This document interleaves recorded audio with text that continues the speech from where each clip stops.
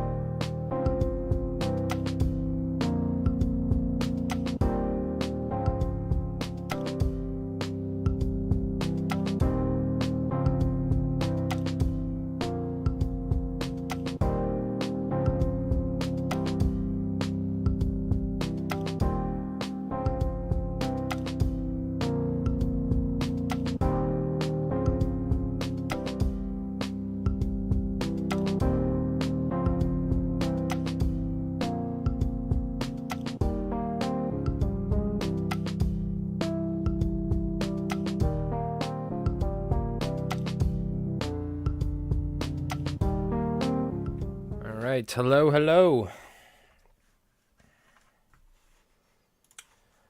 Let's get started. Get this set up.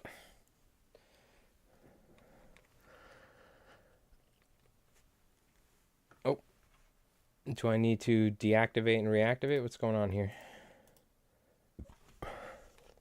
There we go. Let me actually adjust this real quick. How's everybody doing? I hope everyone's doing well. Do we have a page on the Discord for games? No, I probably should make one just because of... I do have a second YouTube channel for tabletop stuff, so it'd be cool to share a lot of the stuff that I'm doing there.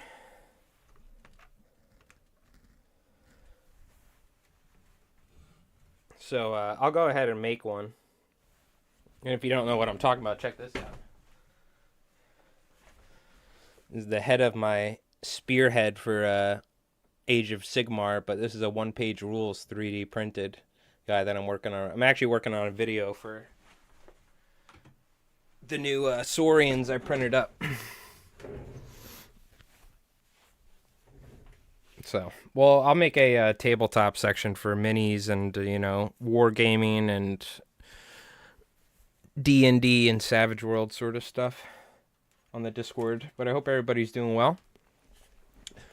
We're going to be tying a Squimpish hollow today. So if you haven't, type exclamation mark YT, or is it exclamation mark YouTube? Let me see.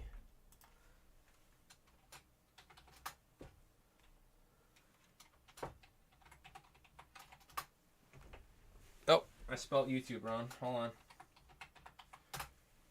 There we go.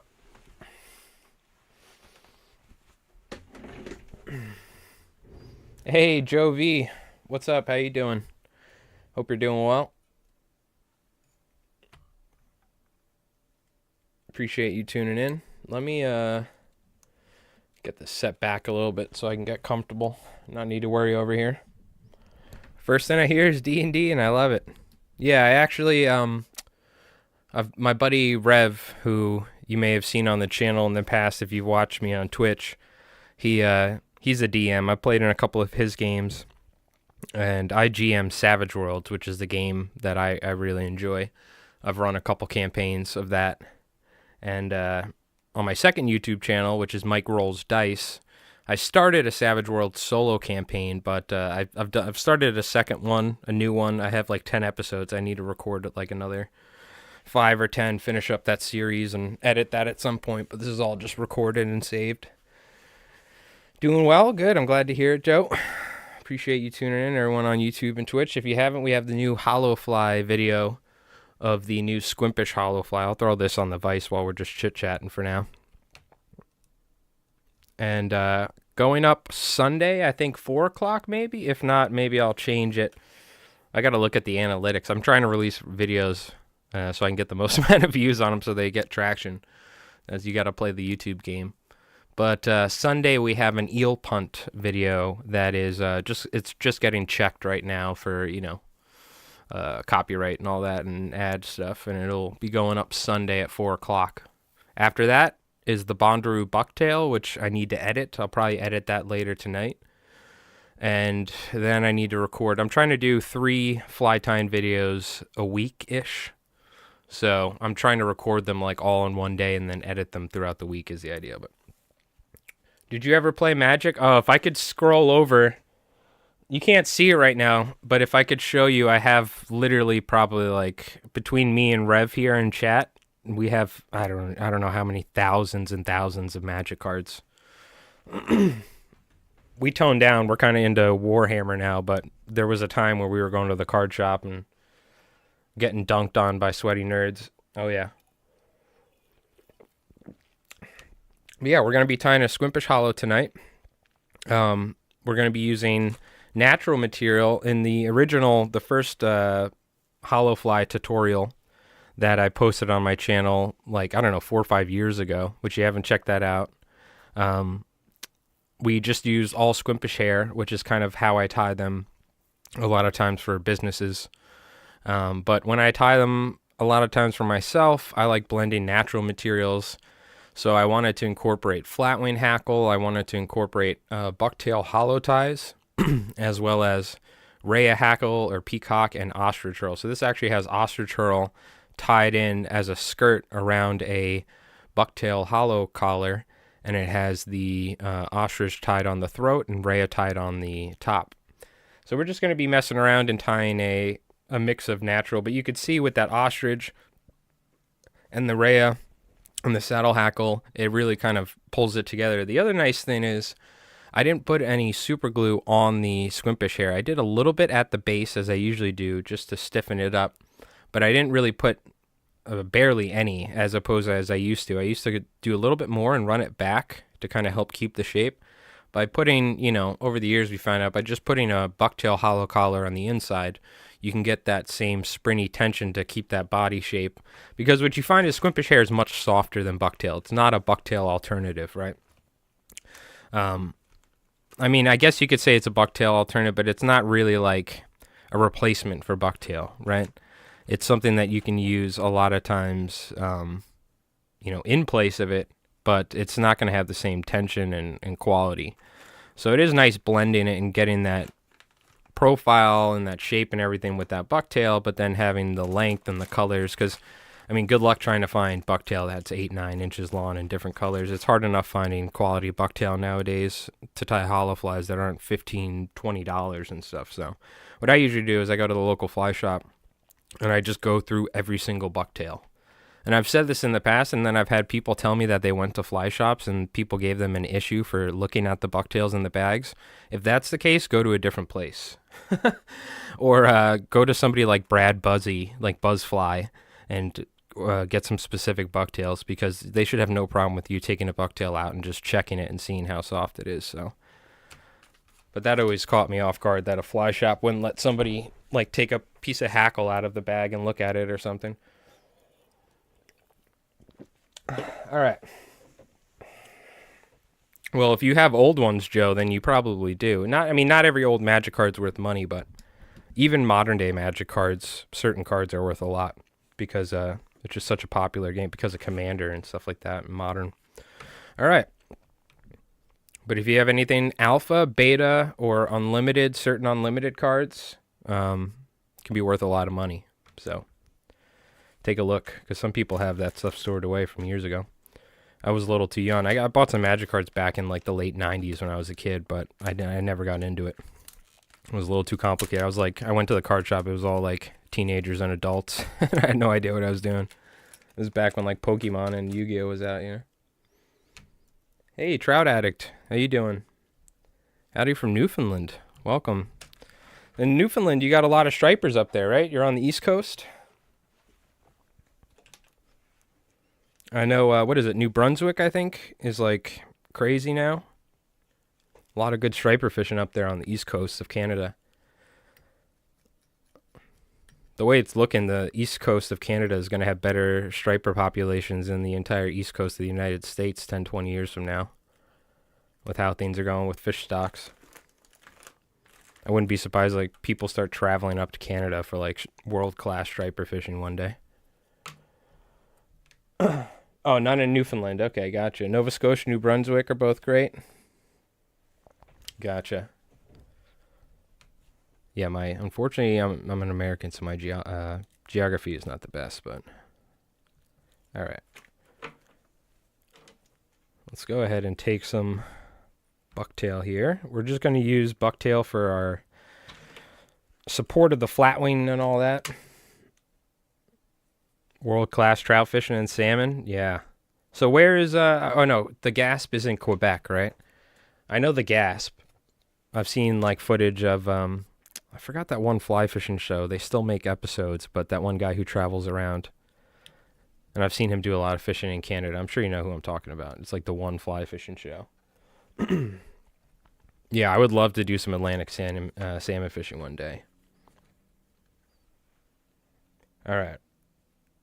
Let's go ahead. So if I'm tying flies in general for myself, I almost always go with flatwing tails.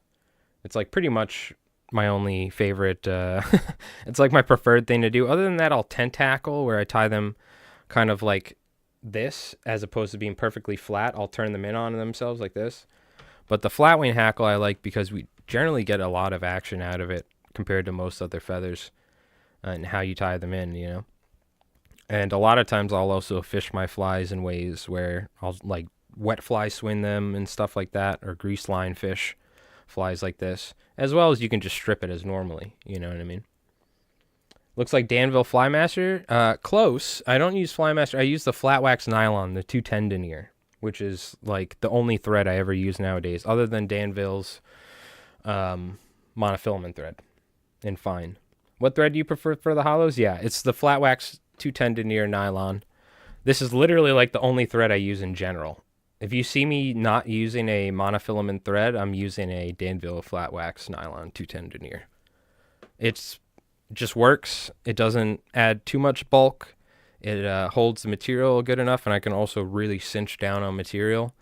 You know, in the new Squimpish video, you see I actually break the thread, and you hear how loud it is, like, ding! You know, I'm putting a lot of pressure on material a lot of times. I try to find the edge of like where the thread's about to break, tone it down just like a skosh, and I keep it, you know what I mean? Because if you just use proper thread pressure, a lot of times you don't even need to use head cement. I've had flies that I never put head cement on that still last like 4 or 5 years. If you just use, like, especially with a wax thread like this, because it kind of cinches down in itself. Usually tie with 14-odd shear or 50 denier GSP. Yeah, I never really got into GSP. A lot of people really swear by the gel spun thread, but I've tried that for spinning deer hair. I know that's like the main thing, but wasn't really my favorite. It also was really like coarse on my hands. I don't know if you could see this, but my hands like dry out during the winter, and they get like they just dry out. They get cracks and cuts because of commercial fishing and shell fishing, stuff like that. My hands get beat up pretty bad, and that gel spun was like, I don't know, it was like irritating my hands. I didn't like it. All right, so we're just gonna tie that flat, and again, we're gonna be tying them flat. The whole idea, I mean, it really helps if you can, if you can't find a physical copy of Striper Moon by Kenny Abrams, I definitely recommend getting, I'm sure you could, I would hope you could get it on like, you know, Amazon Books or something, like the, what do you call it? Like the digital version or something. If not, another great backup is Stripers and Streamers by Ray Bondaroo, which I'm going to be covering in 2 videos from now. Just in terms of explaining how to fish for striped bass like you're fishing for trout or salmon. And the whole idea behind having the hackle tied flat is that this thing, if you're wet fly fishing it, you're grease line fishing it, you're dead drifting it, or stripping it, it's always going to have action, because the way that this feather is naturally curved, when it's swimming in the water, that current's just going to be moving those feathers. And if you compare like a basic deceiver with stiff hackle where they're tied inwards, and they're tied curve to curve, you're going to get just a lot less action. Now, this will make it more prone to fouling and stuff like that, but that comes down to like slowing your cast down and whatnot, having a proper leader set up. It's not going to foul incredibly, but it will foul more than something like stiff American whiting rooster hackle, for instance. GSP Nano Silk are very strong. Yeah, you can cut the material. That is very true. Yep. Hey, Jay, what's going on? Did I miss the marble race? The marble race was what do you call it? It was the last Friday of every month, but yes, I know you're there for the marbles. Under the Body, what's up? How's it going? Hello from Oklahoma. Well, hello. I hope you're doing well. Hello from Long Island. All right. So, I'm just going to take a little flash here. What I used to do when I tied flatwings, there was a time where like I pretty much only tied flatwings when I was younger, because I kind of found out and got into this whole idea of like fishing for striped bass like salmon. But with the you know, Kenny Abrams style. So what I used to do a lot of times, I would just take 1 or 2 pieces of flash, and I would put them, or would layer them on top or in between the hackle. So for instance, we're starting off with some white feathers. I'll just do some pearl, like 2 pieces of pearl flash boo, and then I'm gonna grab, for instance, let's see. So I have just some random Squimpish hair here. So I see purples, yellows. I have a whole giant bag of Squimpish hair too, as well, different stuff. So Let me just grab some hackle. We did blue and yellow recently. Let's do something different. Maybe we'll do pink and... what else? Maybe something else. I'm going to grab a pink hackle here, though. Yo, Master Battle. Cheers, Mike. Cheers, Mike. You know, I thought we had the AI set to British woman. And now it's like, it was really bad. It was probably the worst, like, text-to-speech I've ever heard, but it was what Stream Elements had. And then it changed, and that kind of sounded like a British guy, but I couldn't really tell. But yo, Master of Battle, thank you for the 18 months. Give it up. Round of applause on Twitch. Thank you, my friend. Appreciate that. I need to figure out the what do you call it? The notifications for YouTube. I'm pretty certain I can link them so I can have both. Very interesting colored hackle. Yeah, this is an old Keo. If you ever go to the fly shows in New Jersey, Keo has a booth where they have like saddle hackles for like, if you buy 4 of them, you can get one each for like $20 or 25. And I usually find some random, I haven't gone in years. These are actually, I've had these for a while, but these are just like random grizzly saddle patches. So let's go ahead and tie some pink on top of here. Now I'm running pretty low. These are almost borderline trout feathers, right? I wouldn't mind if they were a little bit wider, but I don't mind if there are some nice skinny ones in there too. It's fine. And if you're trying to tie the feathers and you're having issues, you just wrap it lightly so it lays flat, and then you tighten it down, right? Yeah, the Edison show, I mean, that was back in the day. It was, it was the Somerset show back in the day. And that was like, I looked forward to it every year. My dad would drive me and my friend out there, and we would stay in the hotel over there and stay for a couple days, go to seminars and all that.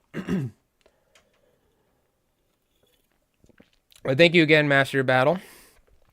What are you playing in Warhammer? Oh, man. I have 5 armies because I have a 3D printer, Bodhi. But I have, if I ever do a tournament, which I don't think I ever will because I have severe back issues, but I have 2,000 points of GW Blood Angels, as well as many, many points of 3D printed Blood Angels.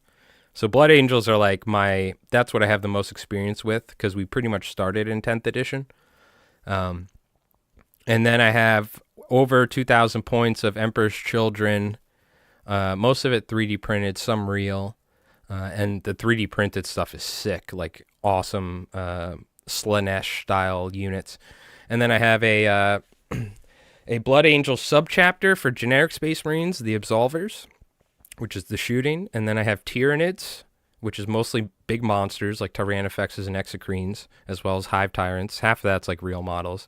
And then I have the newest army I printed is 2,000 points of Orcs for Tactical Brigade. And I've got destroyed every time, so I'm refusing to play them or paint any of them because they don't deserve any love.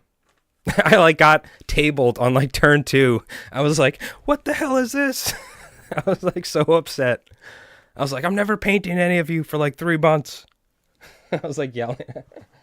All right. Hey, Ducky. How's it going? Ultramarines Imperial Knights? Nice. How do you like playing an Imperial Knight army? I think if I ever did a tournament, that would be the only way I could do it. Because I just can't bend over the table and like move a bunch of models around. My back is... Like we actually, if you haven't checked out, I have a second YouTube channel called Mike Rolls Dice. And we just recorded, it's been a while, and I've been working on the production value, but we just recorded a new battle report for One Page Rules skirmish game using our Warhammer models. But what was I going to say? I forgot. Anyways, I'm going to shut up about Warhammer. All right. But yeah, I think the only way I could probably do it is with Imperial Knights. Oh, I was going to say, because we just recorded a game for an hour and a half, and my back is killing me, so that's what I was going to say. Anyways, I'm going to take some chartreuse hackle. Sorry, you guys are talking about Warhammer. I get super excited about Warhammer. We're going to take a little chartreuse hackle, and we're going to tie this on there. And every time I tie some hackle on a flatwing, I usually just make it slightly longer, right? There's no specifics, and I guess depending on how long the fly is, you can always do like a 1/4 inch in between, a 1/2 inch, an inch, whatever, right? And you can start off with smaller increments and then get larger and larger. But we tied some pearl flash blue at the start. I forgot to tie something in between, so we're actually going to go with 2 colors here. We'll probably go with like an olive and maybe a pink. We'll see what colors I have here. You need some like agents for scoring probably, right? Yeah, your turn takes 3 minutes. Yeah. I mean, honestly, playing knights probably just would be fun in general, but... Alright. So I have some green, or some olive, I should say, and some pink flash here. Yeah, I'll make on the Discord. Bujika was asking. I haven't done it. I probably should. We'll make a section on the Discord for, like, tabletop stuff. Because that's, like, what I'm doing when I'm not fly tying or working on my fly tying stuff. I'm pretty much always doing something miniature related, so. The other thing is I'm trying to make some more... take advantage of that and, like, make some more videos on my second channel. So if you haven't checked out Mike Rolls Dice... We're going to have a new battle report probably going up like next week or something. I don't know. I'm not rushing on that. But I also have some miniature videos. Like I'm showing off some 3D printed 1-page rules stuff. And then I'm going through and like basing it and painting it and all that. Short little video on that. Alright. I'll put some flash there. And I usually have my flash, especially on like the last color or the last piece. I usually have it go slightly longer than the feathers. A cool little trick I'll show you because we can do this right now. This was shown to me by, let me think, Mark and Dan. I probably shouldn't say their last names and stuff because, you know, just good not to do that. But from the Eastern Fly Rodder showed me this trick. And Mark, a fly fisher here on Long Island, amazing flatwing fly tire as well. What you could do is, and this is from back in the day when I was a kid, you can take the flash and you need a pretty sharp pair of scissors. You need to be careful, because you can cut it, and you don't want to cut yourself. But you take the flash, and you put your thumb on top of the scissor, and you just run the flash along it, and you'll see it actually causes a curl. And if you do it right, let me see if I can, let me open this up a little. You can actually cause it to curl, and cause a, like a little curly tail on it. Let me see if I can get this. It's not really, it's been a while since I've done this. There we go. You got to get it on that blade edge. You just lightly run it and run your finger along on it.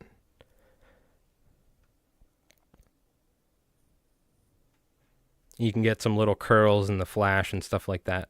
And what will happen is it'll just end up getting a little bit of more action to it. So it works a little better. Let me see. I might need to apply a little bit more pressure. Been a while since I've done that. I got it to work pretty good on one. Maybe I'm not using good scissors for it. There we go. You see how you get that little curly on the end? So it's something you can do. It's a fun little trick. You used to see this a lot on like the Razzle Dazzles and stuff like that. The back edge of the scissor, let me try that. It's been a while. Let me get a good... Yeah, I'm sure you can. I'm probably just not doing it right. I'm also kind of stretching it slightly, so you gotta play around with it. Oh, you do that with the peacock curl, really, Joe? That's interesting. I like that. I don't think I've ever done that with peacock curl now that I think of it. Oh, you'll be tying at the Umpaqua booth on Saturday morning. Very nice. Master Battle where? In the Denver show in 2 weeks. Very cool. So if you're anywhere near there, sorry I missed that Master Battle. If you're anywhere near there, check out the Umpaqua booth. Master Battle will be tying. Yeah, you have some flies for them, right? Some patterns you've sold to them? Are you like a pro tire, I believe is the correct terminology? Very nice. Very nice. Yeah, I'll be at the Long Island Fly Fishing Show. I'm not gonna have a full booth. I'm just gonna be at one of the tying, like one of the tires. I'm not doing any seminars or nothing like that, because that's way too much work. I'm just going to be handing out and chatting and tying some flies. So if you are going to be in the area at the LI Fly Show, I think it's on March 8th, on a Sunday, I believe. Sunday or Saturday. I'll be there tying some flies, so you could stop by. All right. So we have our flatwing hackle. Now what we're going to do is tie a hollow fly. Hollow tie, I'm sorry. We are tying a hollow fly. So in the video, I just did one tie. Behind the scenes, I'll let you know. And if you pay attention closely, I was like, oh, next we're going to do another bucktail collar. I tried doing that. I ran out of room. So I actually just decided what we're going to do is, and it was a kind of like a nice little happy accident. Not that I haven't done it before, but you tie your Squimpish hollow tie, and on the inside you tie some bucktail and fold it back, and you actually end up with some nice support because you're tying it all in one shot. So we'll just move up a little bit, and we'll just tie a regular bucktail hollow. The other thing you can do, if you're looking, and maybe we'll do this right now, if you want to build the body up ever so slightly without adding too much material before we do our next hollow tie, and again, keeping the thread not, farther back because we don't want to build up too much of a thread bump for our hollow ties, meaning we don't want to run out of room. You can just do a regular bucktail deceiver collar, where essentially we're just going to tie it in normally as if we were tying a bucktail deceiver or any sort of collar. Do I prefer bucktail over craft fur? Oh yeah. Craft fur is nice. Recently in one of the recent live streams, we were tying some high tie bait fishes, which I need to do for, I'll show you these right here. I actually have to tie these for saltwaterflies.com. So this is all craft fur or goat fur in this one, but it's pretty much the same thing. But for striped bass and this sort of stuff, the bucktail is much stiffer. And it's also generally much longer, right? So, craft fur and bucktail are two vastly different things, you know what I mean? You find in saltwater fly tying, bucktail is like probably one of the most commonly used materials in general. And especially because before quality craft fur was a thing, you know what I mean? Back in the day, you could really, even the craft fur you'd get from fly tying places, it wasn't that good. Nowadays, you have Rainey's craft fur and stuff, but back in the day, I could never really get good quality craft fur, so it was always just, if you watch that live stream too, we go over like dollar store craft fur versus cheap fly tying craft fur versus the Rainies, and you end up with just a lot of short hair, a lot of waste, and especially if you're trying to tie like a bunker fly that's 12 inches long, that craft fur is not going to help you get there. But you can use it for stuff like the throat, collars, or smaller bait fish we use it for, But this is like a pretty medium-sized fly. It's probably like 5 inches, maybe a little, something around there, maybe 5.5. So this is like, we have no problem throwing this on an 8-weight all day for stripers because there's a lot of bait fish. It's just like essentially like a generic searching pattern. It doesn't even have to be something in specific. Yeah, and bucktail, good point. Bucktail is incredibly durable. Bluefish will tear it up, but if you think about it, compared to other material, bucktail holds up pretty good a lot of the times, it is very durable. God forbid you do have something like a craft fur bait fish and you get a bluefish. Yeah, that thing's gonna get pretty chomped up pretty quickly. All right, so just a little bit of hair there, and now we're gonna do a hollow tie, making sure to leave us some room. Hey, Brew, how's it going, man? I hope you're doing well.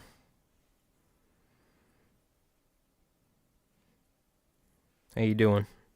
I'm going to take, and I'll show you, I show this because it was the first time we've ever done a bucktail hollow tie on in my YouTube videos before. Because there's just so many people that tie bucktail hollow flies so well, like Gunnar Brammer, and people like that have done so well with it. I'll probably do some videos as well on them, but there's some amazing fly tyers that are vastly superior at me with bucktail hollow tying. But if you're looking to see where to cut the hair off, just look for the softest hair generally is what you're looking for. And people are like, oh, is that top and bottom? It depends from tail to tail, right? Certain tails will have, softer hair down low. Certain tails will have stiffer hair up and vice versa, So you're just going to have to find, and that's why I highly recommend taking tails out and checking them out before you purchase them. Or buying them from somebody who specifically specializes in high quality bucktail, like Brad Buzzy or all these other people. I say Brad Buzzy with Buzzfly because he's the only guy that I really know. I'm sure there's a million people out there that sell good bucktail, but he's been doing it for a long time, so probably end up seeing him at the fly show or something. We'll see. Don't have to worry about that around my area. Yeah, you might get beat up by some big sea run brown trout. Oh yeah, yeah. I bet. I mean, trout still have teeth. I'm sure they could tear up a fly, especially when they get to a larger size, right? But I mean, even striped bass are pretty rough on flies because their mouth is just like pure sandpaper, essentially. But hard to find those long bucktails. But High Fly Guys materials has some nice tails. There you go. Yeah, I think there's a couple different people that specialize in generally trying to either find and like dye special, like high quality bucktails. Your average place where if you just order bucktail online, you're not going to get like the perfect tail, right? You could always try and you could reach out. Maybe someone like, saltwaterflies.com, message them, hey, I'm looking if you can maybe just send me if you can, I don't know if they will, but maybe if you have any softer tails, you buy a couple of them, maybe they'll look, Chris will look through or something, but I don't know. Don't quote me on that. But you could probably ask, or you can go to your fly shop and tell them or something, or whatever. But more than likely, if you want to guarantee you get high quality bucktail, you got to go to some of these specializes in it. And that means it's going to cost more, but most of the time. 15 to 20 pound brown trout can do some damage to a fly. That's crazy. I've caught some steelhead up here in the Sam River, which are pretty much like farm raised trout, and they don't even go sea run. But I would love to catch like some like large sea run trout one day. I'll even take some small sea runs because we actually have sea run trout around here. But finding them is the issue. I think you're supposed to be fishing for them in the winter too, if I'm not wrong. All trout are wild, true. But I mean, a lot of the steelhead we have in Altmar, New York, and like the Salmon River and stuff, they're a lot of times it's not like going out and catching a wild specific steelhead, or something. Or not specific, Pacific steelhead. Equally, I mean, still a ton of fun, but I would love to go up to somewhere like Washington or Oregon and try and, spay fish or something. Okay. We just got to make sure our tie is even top and bottom here, really, for our hollow tie. Because if it's tied more forward or less top and bottom, like for instance, right now it's a little bit, the bottom is tied forward a little bit more. So I just want to even that up because when we fold it back, you'll see that difference. No stalkers here. Oh, over where you are. Yeah. We only have one river on Long Island that has wild brook trout. The Carmen's River. The rest are all stocked. Or no, I think the Nissaquah has wild brook trout as well. But the only issue is that like the Connecticut was all stocked. It's it's like fished by like presidents and wealthy people, this and that. But they had like a virus over the years, and they had to like kill all of the trout. The Carmen's River has wild brook trout, and they do release some browns and rainbow trout, but they do it in much less because they're trying to like keep the brook trout population healthy. But that river, last time I went there, if you look, I think it's on my video on my I have a Carmen's River video or something, or trout river. It was full of silt. They like knocked this dam down, and the entire river and the lake or pond, the township above it, like destroyed the river. And it was full of silt. Every single hole was full of silt. It was like a disaster. I haven't been back since. I don't know how that river's doing, but it was beautiful. It literally looked like an English chalk stream here on Long Island. It was so gorgeous. And then it was destroyed. So if anyone's been to the Carmen's River, let me know what that place is like, because it was like I almost cried last time. I was like, what the hell? Every single trout hole I knew was full of silt. Because this township was like, we want to drain the pond, and they like popped the dam and like destroyed the state park, essentially. Like, I have to go take a look. It's been a while. I don't really trout fish very often, because even that is like a 30-40 minute drive for where I am. The only freshwater fishing I really have is like pickerel or largemouth, but because we're pretty much just surrounded by saltwater out here. It's an island. These Outdoors Adventures. How you doing? Hope you're doing well. Appreciate you tuning in. So all I'm doing here is I weave my thread in between this hollow tie, and then I tie a thread dam essentially in front of it. I'm just building up the thread in front of the, what do you call it? In front of the bucktail. Because if we don't, this thing will essentially just want to fold back. It's like a parachute. The more pressure that we put in front of it by building up this thread wall or dam is going to lay the bucktail down, right? You don't want to tie on top of it. You want to tie in front of it. And if I back this thread off, it'll open up more. If I tie more thread, it'll close down. Now, the one thing is, if you ever look at somebody like Andrew Warshaw or Andrew's Custom Flies on Instagram, highly recommend checking him out. He's like, in my opinion, probably the greatest bucktail hollow fly tire of all time, other than Bob Popovic's. God rest his soul, rest in peace. Andrew's flies are like probably the greatest out there. So you see a lot of times he leaves his very opened up. And what he'll do is he'll take them, run them underwater, and then leave them drying vertically, and they kind of just naturally taper down in this beautiful shape. The other thing is by leaving them under tension like this, the bucktail naturally wants to fold open, right? In the water, it's going to have a larger profile because even if in, pretty fast moving current, the bucktail naturally wants to open up. So what that does is you're just going to get more movement in general as this bucktail is constantly fluttering all around because it's under tension from the stiffness of the material, but then the current's hitting it at the same time, right? So it's up to you. For a long time, I was, getting that profile toned down by wrapping a little, and I can even go a little more, right? Just like this, just to make it be a little less. But I kind of like leaving it more and more open the more I tie bucktail or hollow bucktails, because I remember when the hollow fly first came out, it was in an article of saltwater fly fishing or fly fishing saltwater, I want to say, because I don't think there was like Fly Tire magazine, but fly fishing in saltwater or saltwater fly fishing. Because there were like two different magazines. I always forget which was the more popular one. But on any old school fly head would know what I'm talking about. But I remember when it was in an article in one of the issues, and I was in Turkey, or going to Turkey at the time. So I took my vise and a bunch of bucktail, and the whole time I was there, I was just trying to tie hollow flies. And it still, I don't know how many years from now, I'm still working on them, but it's the sort of fly where it'll take you you could learn how to tie it in a day, but like learning how to master a hollow fly is like a lifetime, unless you're like Andrew Warshaw or somebody or like Gunner, you know what I mean? So it's definitely a sort of fly that you can spend like your entire life trying to get like perfect, which is nice. That's kind of the fun thing. You know what I mean? You can almost spit in a trout river from your front door. Oh man, that sounds nice. You tie some small flies. What sort of species do you tie for, D's? Sorry, Brew. Let me see. Doing great. Sore from shoveling the driveway, and fresh air and sunshine felt great though. Nice. Hell yeah.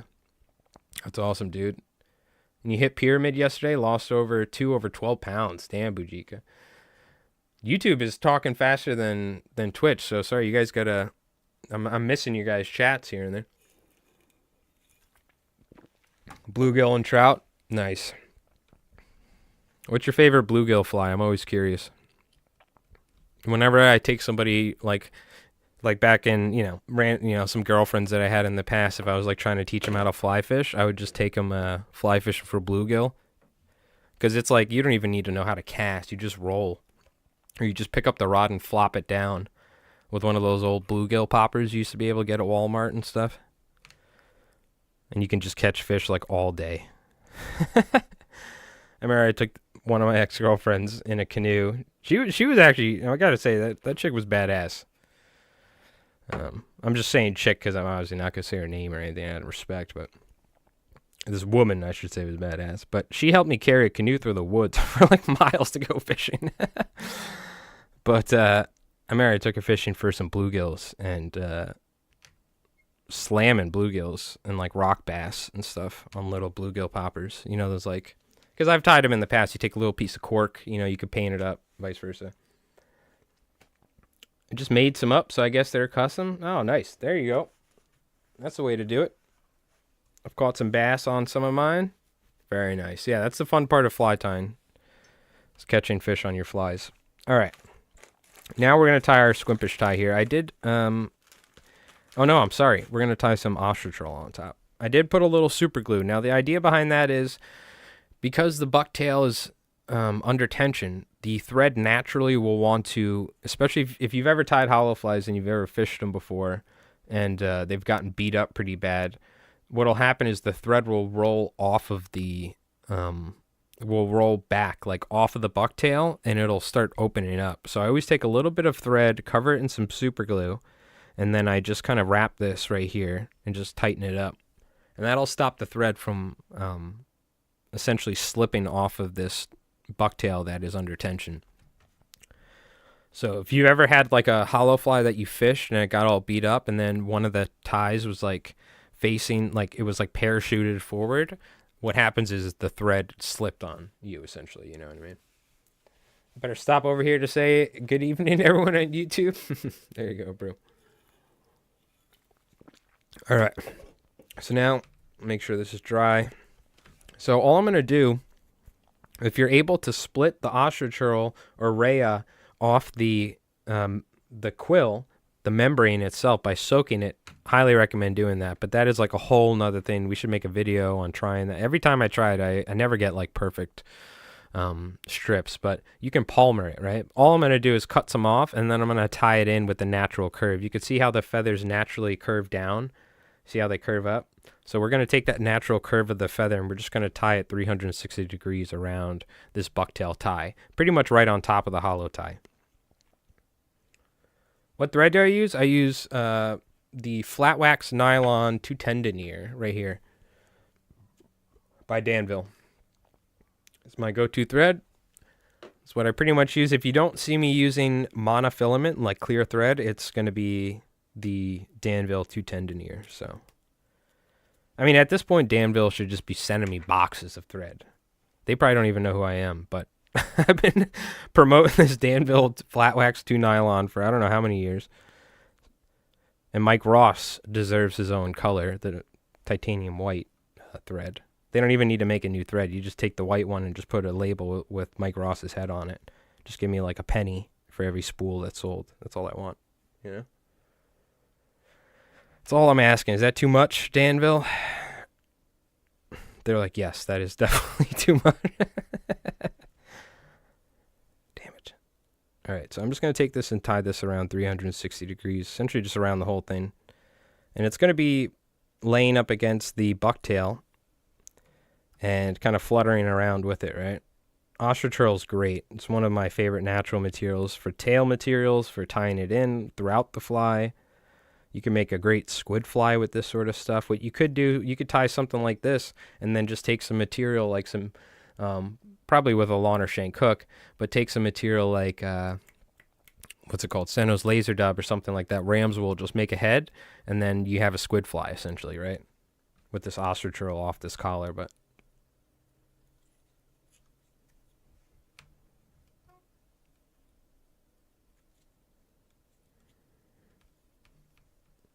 So we'll go ahead. Now, if you're tying trout and bluegill flies, though, you don't need this thread, these, because you're tying smaller stuff. I mean, if you're tying bass flies, you can do it. But you could go with something this is a pretty thick thread, because we're tying saltwater flies. I like using a heavier thread. Bass flies, you could probably, I mean, I tie bass flies with this thread, no problem. But if you're tying smaller bluegills with smaller hooks and stuff, you might want to use a thinner thread so it doesn't build up as much. But if you're tying bass, pike, muskie, peacock bass, whatever, stuff like that, this thread's perfectly fine.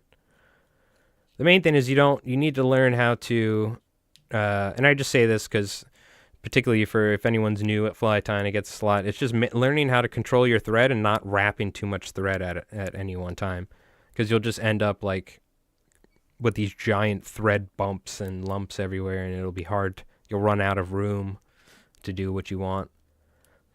Like right now, I only have room for one collar, but I planned it, right? And like I would love to get 2 collars, but we can't. And part of that is I'm trying to minimize how much thread I'm using, right? because you can end up getting out of control pretty quick, especially because we're tying in like 20 pieces of hackle right now. So I'm only doing 1 or 2 wraps to lightly tie it, and then I secure it at the end. And I'm only tying this last one on because I cut it and I don't feel like leaving it there. So now we're going to cut this as close as possible. We want as much room as we need, which we definitely have more than enough for our Squimpish tie up front. But it's always about, you kind of have to plan. One of the hardest things for me early on with fly tying was like also being like judging how many ties I can put on the hook shank, you know what I mean, before I run out of room sort of deal. Because you're like, I'm going to do this, then I'm going to do that, then I'm going to come back with this color and vice versa, and yada, yada, yada. Uni stretch thread? I've not heard that before. I use Uni Stretch. Is that like a Amazon brand or something? Because there's Uni Thread or Uni Mono from the brand. Or do they make a Uni Stretch? Or is that like a Chinese knockoff off Amazon? Because I could see that like Uni Stretch.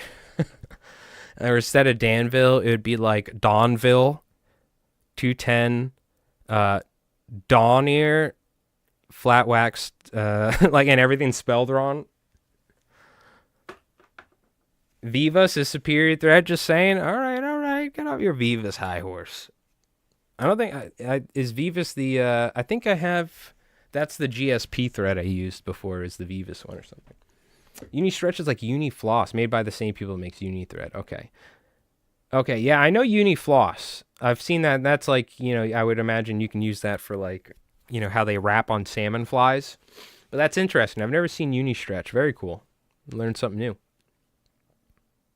You got it from Cabela's. Gotcha. Yeah, I have the Vivas GSP stuff. You know, I never really liked GSP. I got into it. I mean, I got it for like tying deer hair stuff. I think it was RU Superfly got me into that.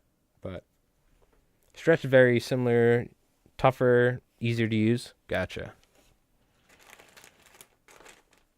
Okay, now we're going to tie a hollow tie here.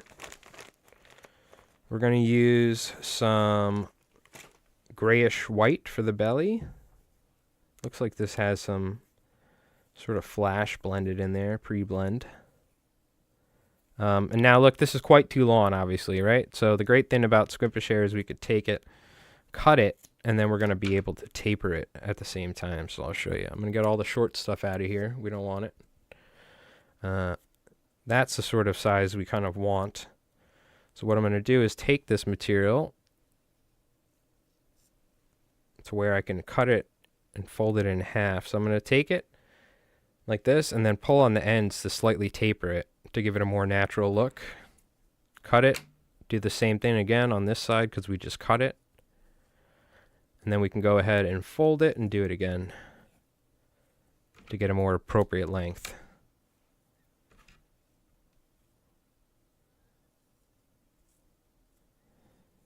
Do the same here.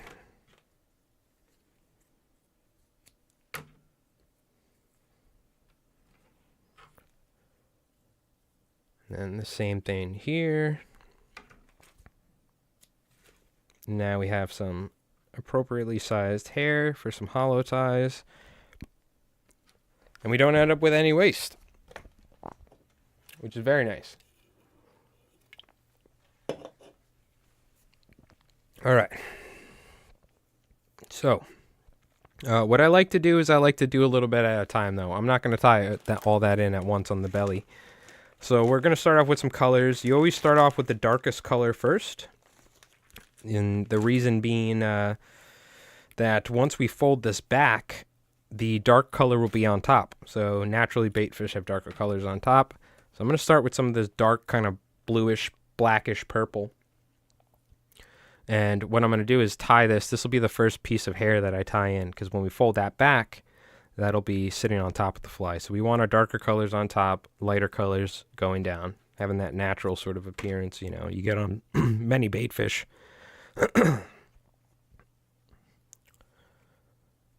So we'll go ahead.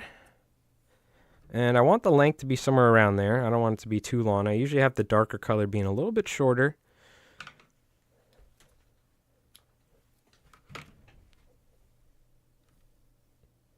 Yeah, size 10 is pretty good for most of your bluegill, panfish purposes, even largemouth. I mean, you can obviously, you can fish obviously larger flies for largemouth. You can go all the way up to 1 odd, 2 odd, 3 odd, 4 odd, 5 odds with like big frogs and stuff. But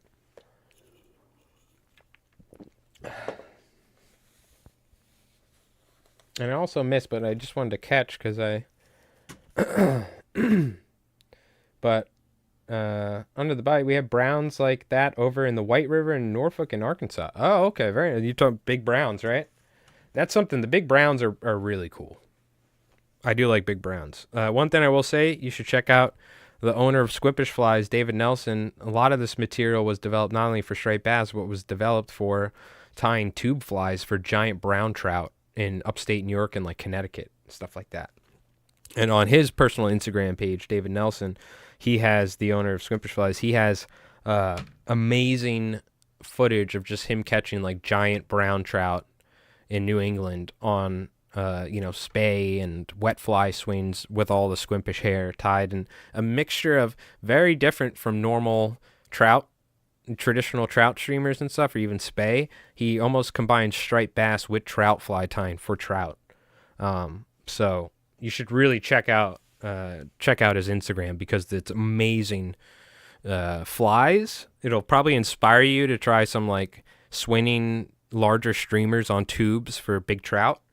And the style is like you could take the Squimpish hair and tie some crazy trout streamers. I still haven't particularly mastered that yet, but he's amazing at it. You should really check it out. So we are going to tie a little bit of white on the belly. So this material was essentially developed for streamer flies and with big trout in mind. So I don't do that sort of fishing because I don't really have that sort of fishing around me. You need like larger rivers with big trout. We have like a lot of small river fishing here on Long Island, like really small rivers, you know. This is sort of like a larger river thing you would do for like steelhead, salmon, big brown trout, yeah, Pyramid Lake, whatever, you know. And the other thing is, I mean, somebody messaged me on Instagram today from the North Fork, or the North Shore, or the North Fork, same thing. And they were asking about flies. They've tried to buy flies, but they've had issues. And I was like, look, they're asking about like what flies to use on the North Shore. And I'm like, I'm going to be honest with you. The flies generally don't matter. It's the general profile and size, right?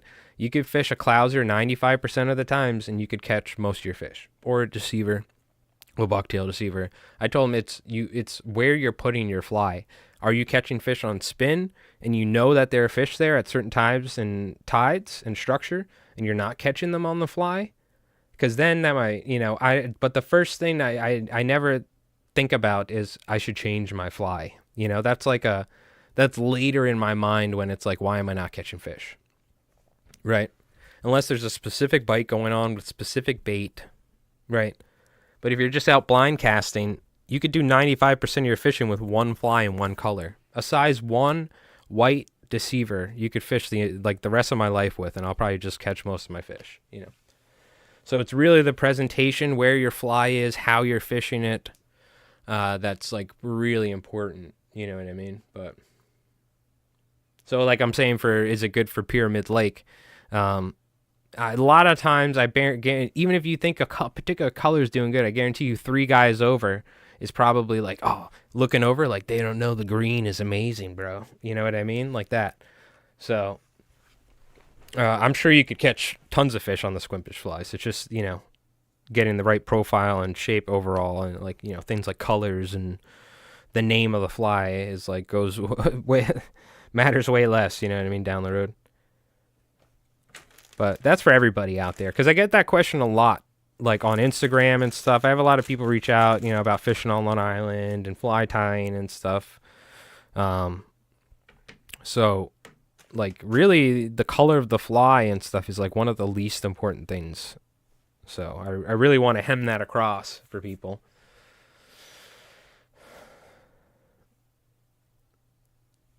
But, you know, that's my belief. Some people believe that colors are like one of the most important thing. You know what I mean? And that's this is what I always say. Whatever you're most confident in is what you should be fishing. If if in your head you're like, dude, I'm gonna smash with this fly, fish it. You know what I mean? Don't worry if someone else is, doing this or that. Because I've had so many times standing on the rocks fishing for albies where somebody's like, they come up and they're like whispering to me. They're like, dude, this green fly, you got to fish green. If you're not fishing green, you're not going to catch them. Then someone else comes up to me. They're like, oh my God, you should see this pink one. And they're, I'm just grabbing whatever sort of surf candies I have or albihors, whatever I got, I'm fishing. You know what I mean? But I find it so funny. Like the colors, like, so as long as it's light or dark is really the important thing, I think. But that's my camp. I'm in the camp where I don't think color even really matters most of the time. I was hoping you were going to grab that purple here. Oh, yeah. We got to do some black into some purple, some lighter purple, maybe a little yellow or something. I don't know. I'm just throwing some random colors in here. But, Doc, what's going on, man? How you doing, brother? Hope you're doing well. It's all about the profile for me, not so much the color. Yeah, exactly. What the hell is that symbol next to your name? Is that like a lurker symbol? Oh, listening only. Ah, very nice. Very cool. I don't think I've ever seen that before.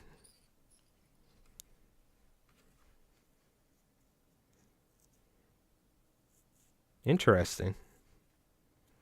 Twitch is like, hey, it's been 10 years. We added a new feature. By the way, you want to run a bunch of ads on your channel? Nope. All right, we're going to take a little bit of white here, tie that on the belly. Dude. I mean, not that I really care about any of this stuff, but I will say Ethan Klein from H3H3 dropped a banner of a video on Hassan Piker. It was hilarious. If you want to watch some real Twitch drama, but damn. Yeah, that was wild. He really went to town on Twitch. Love you, Twitch. I love you. Doing good. Hope all the same with you and the crew. Oh, everything's good, Doc. It's good to see you, man. It's been a while. How's winter over there in Ireland? How you doing? Hey, Outdoor Roman. How you doing? Hope you're doing well. How many do RPGs that is watching right now? Oh, how many people that play tabletop role-playing games are watching right now? I don't know. I bet 3 because I bet Under the Body, who sounds like plays Warhammer, I bet she's played D&D before or something. Or, no, I think, who was it, Joe said that? Yeah. You're really getting into D&D, huh? You got into it hard. Are you in a game, or I saw you said you got a dice tower, but hold on, I got to retie this. That wasn't looking right.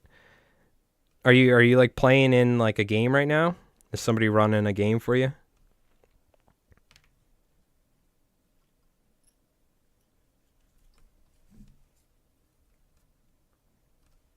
Hell yeah, man. D&D will get you. Gotta watch out. It's a hell of a drug. No game? Okay.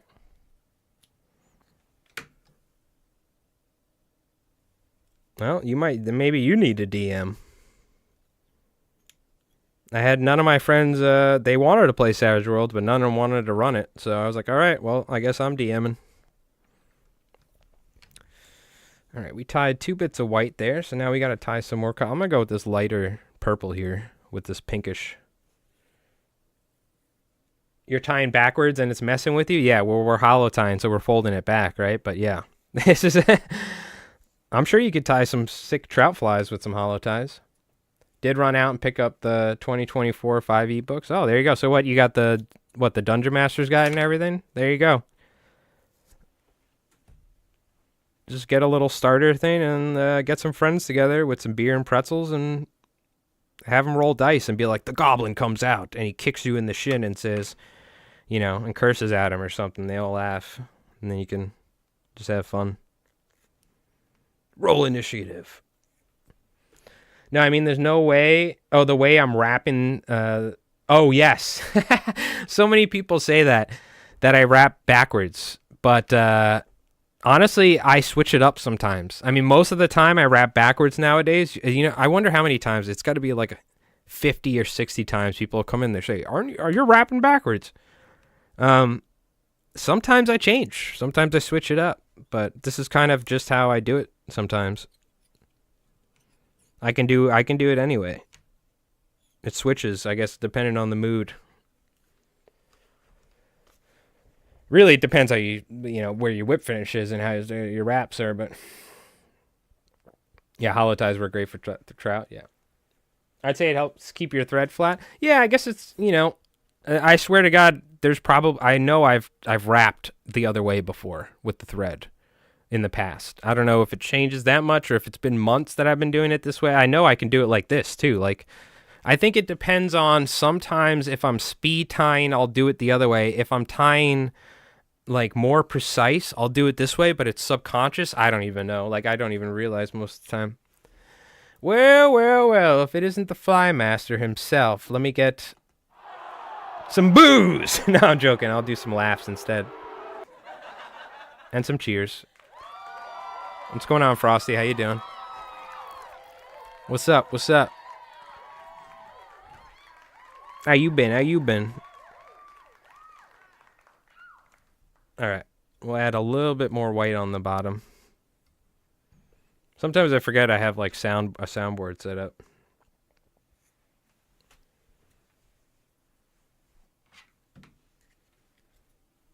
Yeah, you might be right. Maybe when I wrap towards myself, which is backwards, quote unquote. Who are we to say it's backwards? Who are you to say that wrapping away from you is forwards? Well, I guess it is forwards. I guess you technically are right in the direction of the thread. I thought you were saying metaphorically we're going backwards. All right. You're right. But maybe I think I do it maybe for like just subconsciously for thread control. I don't know. You guys point it out half the time and I never even realize I'm doing it. It is technically backwards. But I'm a lefty too, so it kind of works out. True. Well, yeah, I don't think we're going backwards this way. Can you imagine? I'm like, hold on, guys. I'm like wrapping it around like this. Somebody's like, well, that's just how I learned.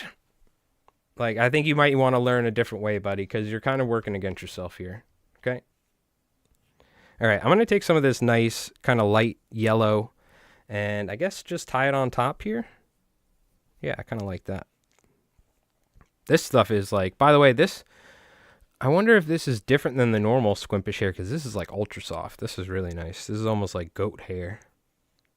I think they have a couple different types of hair now. They have the blends and they have the traditional hair, but I think they have even softer stuff, which is like, I think, if I'm not wrong, they said something. I might have to go up there. Apparently, I think Squimpish Flies is going to have like a shop that they've like teamed up with like a dispensary or like a cannabis farm, Not Berry Farm or something. It's like the South Park name. It's literally like that. So they're going to have a store for like Squimpish Flies and like a dispensary or something. So I generally might need to go visit that. Go hang out or something because that sounds amazing. It's the name from like South Park. Like, wasn't the South Park one Not Berry, if I'm not wrong, or something like that? Wasn't it that? So I know they did the most recent show, Squimpish. They had the like dispensary people there with them, doing at the booth or something. Squimpish Farms. So I might need to go up there and visit them at some point. But I'm pretty certain this is like an alternative to getting alpaca hair. Because last time I talked to David, he showed me that this alpaca hair, using it in the throat of the fly, is unbelievable. So we should tie some of this yellow in the throat here and tie some on top as well. Oh, yeah. Well, the fish whistles are... Sims will sell fish whistle pockets and stuff like that, so... Which I always love telling this story because, I'm assuming... It doesn't matter. I don't think anyone will get in trouble because there's no names or something. But the guys from Sim, the reps that we knew from some of the fly shops and working some of the shows, they said that they had, like, they called it the fish whistle and like the pot and like the case, the fish whistle case, and they named it that because it was like they couldn't name it like your pipe case or something because the owner of Sims didn't understand that it was a term for like a weed pipe. So they were just calling it the fish whistle so the owner didn't know or something. That's what the guys from Sims told me, which was hilarious. Like the guy, like he didn't know that was for weed, but it was. Oh no, boss, that's for the fish whistle. That's the guys. They carry their fish whistles around and they blow them on the river. Oh, okay, cool. Yeah, it looks good. I like the case. They're like giggling or something. Or he's like hitting his vape pen like in front of the boss or something. No, that's they got whistles nowadays. They got it on TikTok. Just like lying to him. Oh god.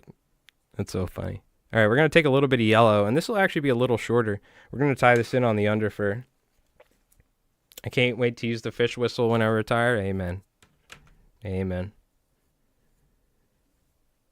Well, hey, now it's, I mean, obviously certain jobs require it if you have, you know, if they ask it. But luckily, hopefully that'll be less of a thing nowadays. Because, like, you can obviously be an adult and responsibly drink alcohol and have a job, not on the job.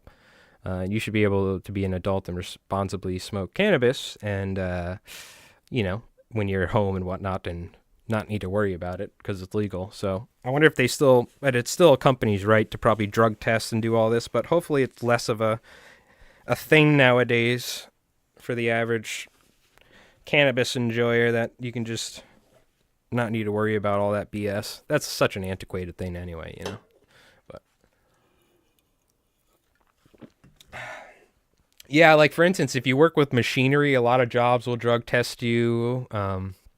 You know, yada yada yada. But a lot of places won't drug test you because half their guys are probably like doing far more crazy stuff than cannabis, you know.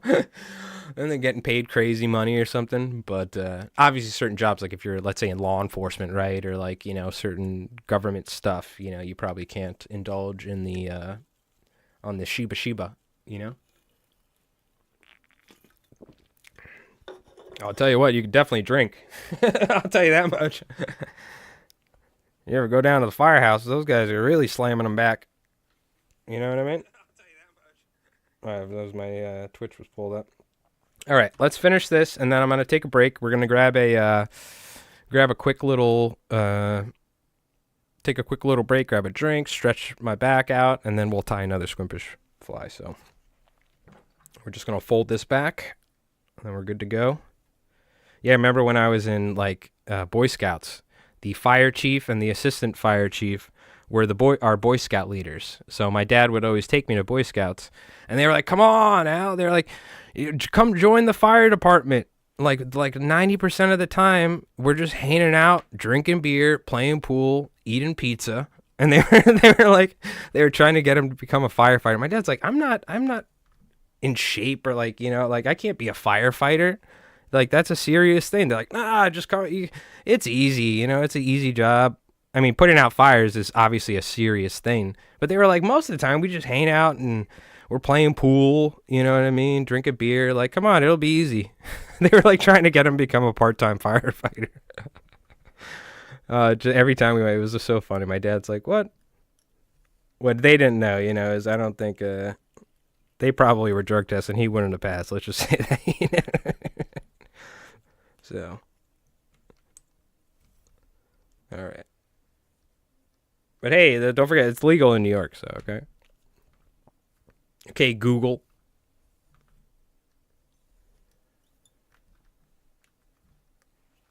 I'm going to throw a whip finish on here.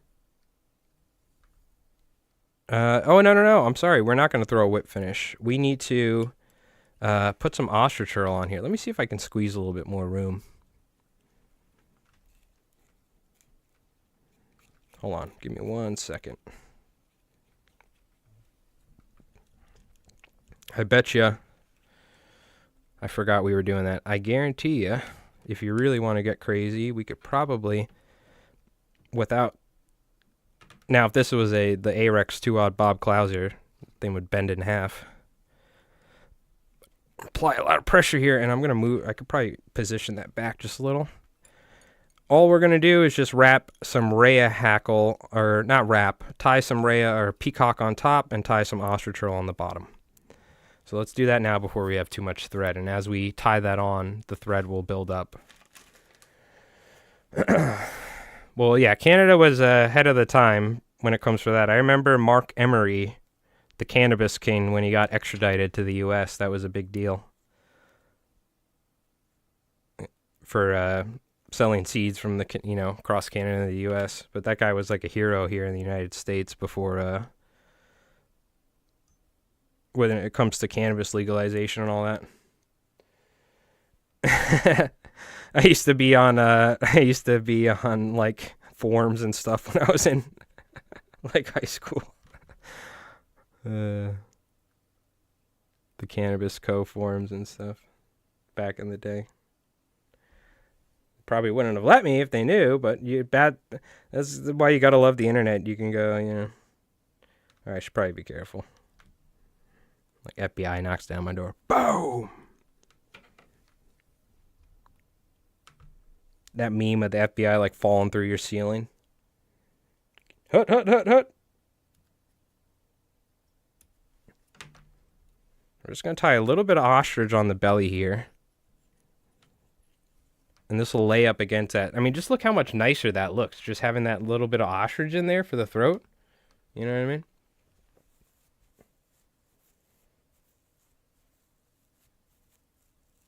Should have been a firefighter. Heavy machinery, CDLs. Yeah, if you have a CDL, which is what, like the commercial driver's license, you're going to have to be taking drug tests. You want to have a captain's license so you can guide, be professional fishermen, guide people. You need to take drug tests. So I don't have a captain's license.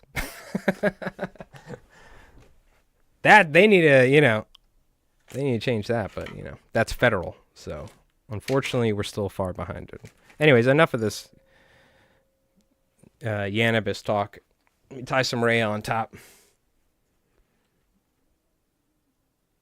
You see how close I am to the eye? You like that? I told you don't want to run out of room. But that's why we're using this 210 denier. You don't need many thread wraps to secure material down. Yeah, I almost didn't leave myself enough room because I forgot halfway through because I've been chatting this whole time. What do you call it? That I need to tie this stuff in, so I almost didn't leave myself enough room. That's why I went back and pushed that material a little just to get a skosh.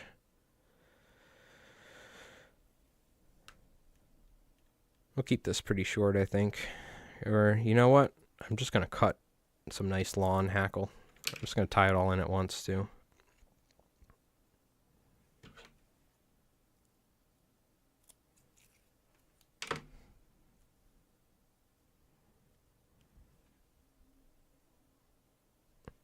Try and keep that natural curve together. It's much easier if you tie them all in. I mean, tie them separately, obviously, but I'm just going to try and bunch them up and see where they look nice. I like that.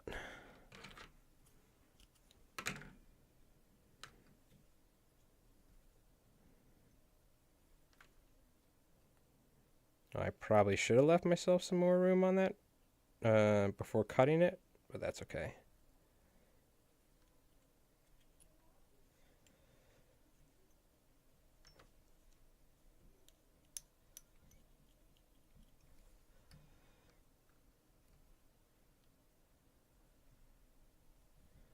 And it looks a little wacky right now, but once this thing dries in the water, or dries after being wet, it's going to have that appearance like this, where it naturally kind of shapes up.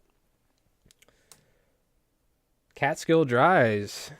Looks like 3 eye lengths of the bare hook behind the eye. I've actually some of the best trout fishing I've ever done is up in the Catskills. Rev and YouTube chat here used to have a house up in Cooks Falls, right on the Beaverkill River. It was some of the best trout fishing right near Roscoe, New York. Trout capital of the world, self-proclaimed, apparently. It is pretty trouty there. But I used to walk right out of his house, cross the road down this little bridge, and catch giant rainbows and browns while puffing it up. It was a lot of fun. It was some of the coolest trout fishing. That was a real trout river that you could swing flies. The Beaverkill. Not the Batten Kill, but the Beaverkill. You have issues with eyes coming off? Usually I lose an eye after 2 fish on my hollows. Are you talking with the 3D stick-on eyes, Joe, with the E6000, or how you tying them? Sometimes they pop off. If they pop off, it doesn't really matter. I mean, a lot of the times I just keep fishing them. If you're having issues, you could take a little bit of UV resin and put UV resin at the base of the eye near the front. But like for instance, a lot of the times I don't even put eyes on there. So what do you use for the 3D eyes, Joe? What do you stick them on with? Like most of the time I just fish it like this. Like if you ever watch me fishing live on Twitch, I use UV, but it doesn't seem to hold. So how are you attaching the eyes via UV? Are you fully covering the eyes? Like you would a deceiver? Are you putting UV underneath and curing it? Every time I've put done deceiver style, I haven't really had any issues. But I very rarely do that. And when I say deceiver style, I'll show you. This was tied as a sample for one of my customers who's going to Baja for roosterfish, and I was worried about squimpish stuff like this. If you're casting, you don't want it to foul ever if you're fishing for roosterfish and you took a trip somewhere. So what I did is I took, not that it'll foul, but it's much more durable like this. This has UV resin on the head. So you can see right there, UV resin is on the head itself. And is this flex? Yeah, this is flex resin. So maybe something to try is use flex resin. You know what I mean? But I'm gonna tell you, I generally don't use the UV. I generally just use the E6000, or a great alternative. Somebody said is a trout addict. I've been given a bottle until it ran out. Is the Loctite 3000? Is that what it is? I thought it was the Loctite Stick and Seal or something, I want to say. I forgot the name of it. Is it Loctite 3000? I use this stuff. I'll show you. I use E6000. You can get this at the hardware store. You don't have to order it anywhere online. Any hardware store will have E6000. It's the industrial version of shoe glue. Because I use shoe glue at the start. It's not as good. The E6000 works pretty good. You might have the eye pop off after a while, which is generally what's going to happen. Most of the times it'll fish fine. If you're really worried about it, you can put UV resin, preferably flex, because this fly moves, right? Flex is a bit heavy. I'll try the E6000. Yeah, you could put a little bit of resin at the front of the eye where it meets the hook, maybe to just make it a little bit more durable. We're gonna use E6000 though, so I got to get some 3D eyes. Do I have them here? No, I gotta grab.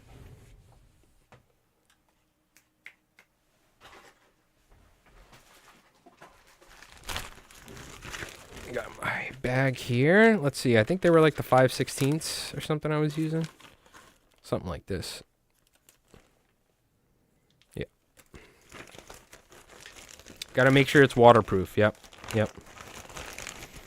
Yeah, I've been using the E6000 for years. To start, Chris at saltwaterflies.com, when I was tying the GT slammers for him, we were using the Zap-A-Gap sticky glue. I forgot what that's called. But I started using this, and it seems to work great. So I don't have any issues. I've never had, I still have flies in my fly box that I fished over the years with this. So it's, for as far as I'm concerned, I've had some people say like, oh, after, fishing it a bunch, the eyes fall off. But I mean, it is what it is, right? It's either you coat the fly in UV resin and ruin the shape essentially, right? Because let's be honest, if you take a hollow fly and cover the whole head in glue, you're going to change how the shape is, right? And how the fly swims. Or you can have some eyes that are glued on there and they may fall off after a while. Because if you ever fished jungle cock eyes, tab eyes, they will break and fall off as well. So it's just bound to happen. Do you want to have that perfect profile and have it swim naturally, or do you want the eyes to like not fall off? Gorilla Glue is a good cheap alternative to the E6000. There you go. Some nice Gorilla Glue as well. Flat tab eyes are pretty good as well. Yeah, I like the flat tab eyes too. They break off after a while too, they get worn because they bend out, you know what I mean? Folding back and forth. Hey, K-Fish, how you doing? Appreciate you tuning in. So, I'm going to take this E6000 here, and I'll show you. The way that I put this on there is very simple. This stuff will go everywhere if you're not careful. We're going to take, and you want to push it down, especially, this really only works well with synthetic materials. I mean, it can work with some natural. I've heard people say they put it on bucktail, but the synthetic material seems to really hold this glue a lot better. I take the back side of the eye. So if the eye is going to sit like this, cut it in half. This is the back side. That back side of the eye is where the glue's going. And not too much. And then what you can do is, I might need a little more. You kind of have to judge, because it'll squish out the sides and out the back if you cover the whole thing. We're going to take our fly. I didn't brush it, but it looks pretty good, so I'm happy with it. Normally you'd want to take a dog brush and brush it out. You can kind of even it out where you want it, but I'm just happy with this. This looks fine. We're going to take the eye and start off in the front and push it down. But that's not where we want it. So what I'm going to do is take it now, push it down and back at the same time. And what it'll do is it'll coat the whole eye in the adhesive on the back. But it won't be everywhere to where it'll be squishing out the sides, the tops, the bottom, and it'll get coated all over the material and ruin it. So you coat the back side of the eye, you then push it down and back, and you don't want too much pressure, but you can push it down and back, and it'll coat that back side of the eye, and it'll also push down into the material, which will help secure it. Regal, yes sir, this is the Regal Revolution right here, which I've had this sucker for a long time. If you look at it's hard to see, but look at the color right there. You see how worn out that is? And this is the color what it was new. You see that?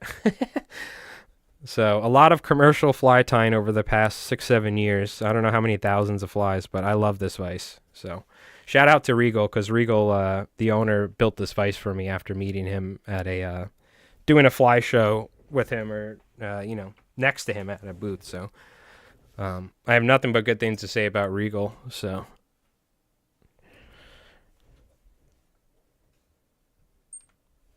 never seen a purple one. I don't know if they used to make purples and they don't, or it was like a limited thing, but I asked the owner, I was like, I want the purple one.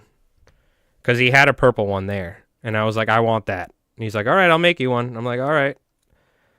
And I fell in love ever since with this vise. It was limited. Gotcha.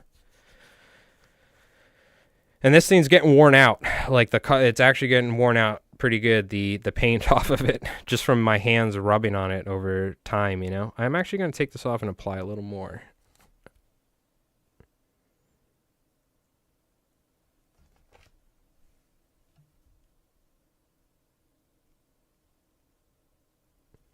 Just like that. And what you're going to need to do is you're going to need to come back at some point and push down on the eyes again, because what will happen is this glue will naturally expand on you and kind of push outwards, because you want these eyes to be pushed down into that synthetic material and almost down into the hook shank, if you will. So it's pretty important. I'm also going to make sure I cover some of this right here. I got to say, these 3D eyes suck. I'm not a fan of these 3D eyes. They're very thin. They're kind of almost flimsy. These Waspy brand, I'm just going to keep saying it. I hate it. They're not there's barely any rise to them compared to the ones that I get from Saltwater Flies. I don't know what brand it is. It's just like a no-name brand, but the ones he has are very nice quality 3D eyes. These Waspy ones are like look at that. It's not even 3D. It's like flat. It's just trash. It's just this is what they have at my local fly shop. So I have so many of these that I've bought over the years, and I just don't use them on my orders because they're just terrible that I keep them. I really don't like it though.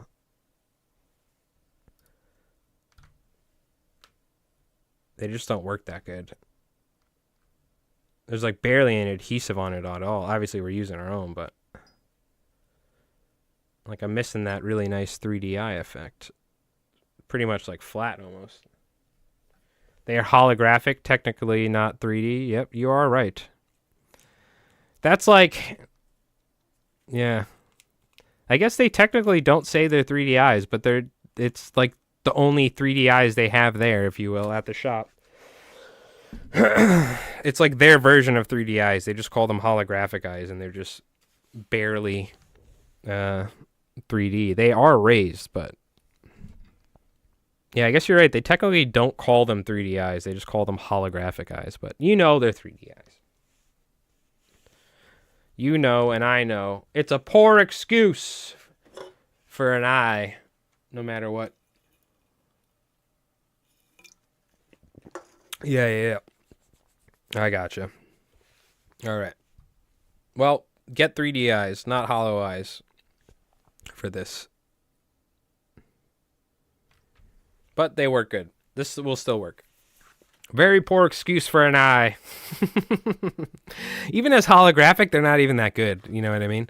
Like, I feel like a regular silver stick-on eye will flash better than this because it's just the way that the plastic, it's like molded. What you can do is sometimes they'll actually come apart. Like, if you actually, like, mess around with them, like, they just kind of, like, the way the pupil is molded into it, it's just not very well done, you know what I mean, is the issue. But if you strip fast enough, yeah. Well, I tell you what, if you leave the eyes off, the fish don't tell either.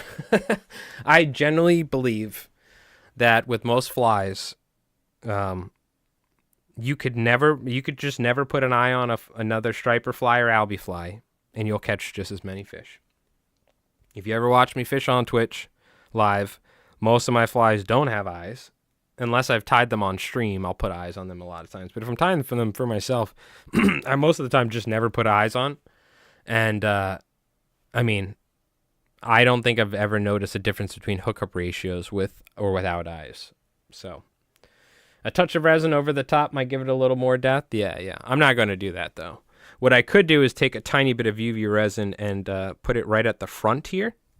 But I'm totally fine. Even if this, what do you call it? Even if, you know, the eyes pop off at some point, this fly will fish just as well. So, I mean, look at this, dude. These eyes really don't stick well. You know what? I'm taking them off. We're putting on proper 3D eyes. They just don't work with the glue good, or like, I mean, this glue's ultra sticky, and they just almost fell off. All right. Give me some proper 3D eyes. Oh, I know what. We'll use the predator eyes. How about this? These work good. Yeah, Hairline, a real brand. That's right. Get out of here, Waspy. Your garbage holographic eyes. Like, Arex hates me. Waspy hates me. What's another company that hates me for me just talking trash on stream over the years? Look, I'm from New York, all right? When you cut me off, I'm going to flip you off and yell, screw you out the window. You know, so if I get a fly tie-in material that I don't like, you know, I'm not gonna be mean, but I'm gonna be honest. You know what I mean? I'm not gonna say, oh yeah, it's great, I love it, and then you just never see me use it. You know, the only reason I'm using those damn eyes is because the only ones they sell at my local shop. Isn't it Waspy? Yeah, that's what I said, right? Yeah, Waspy. We got the Hairline dubbing 3/8 oval eyes.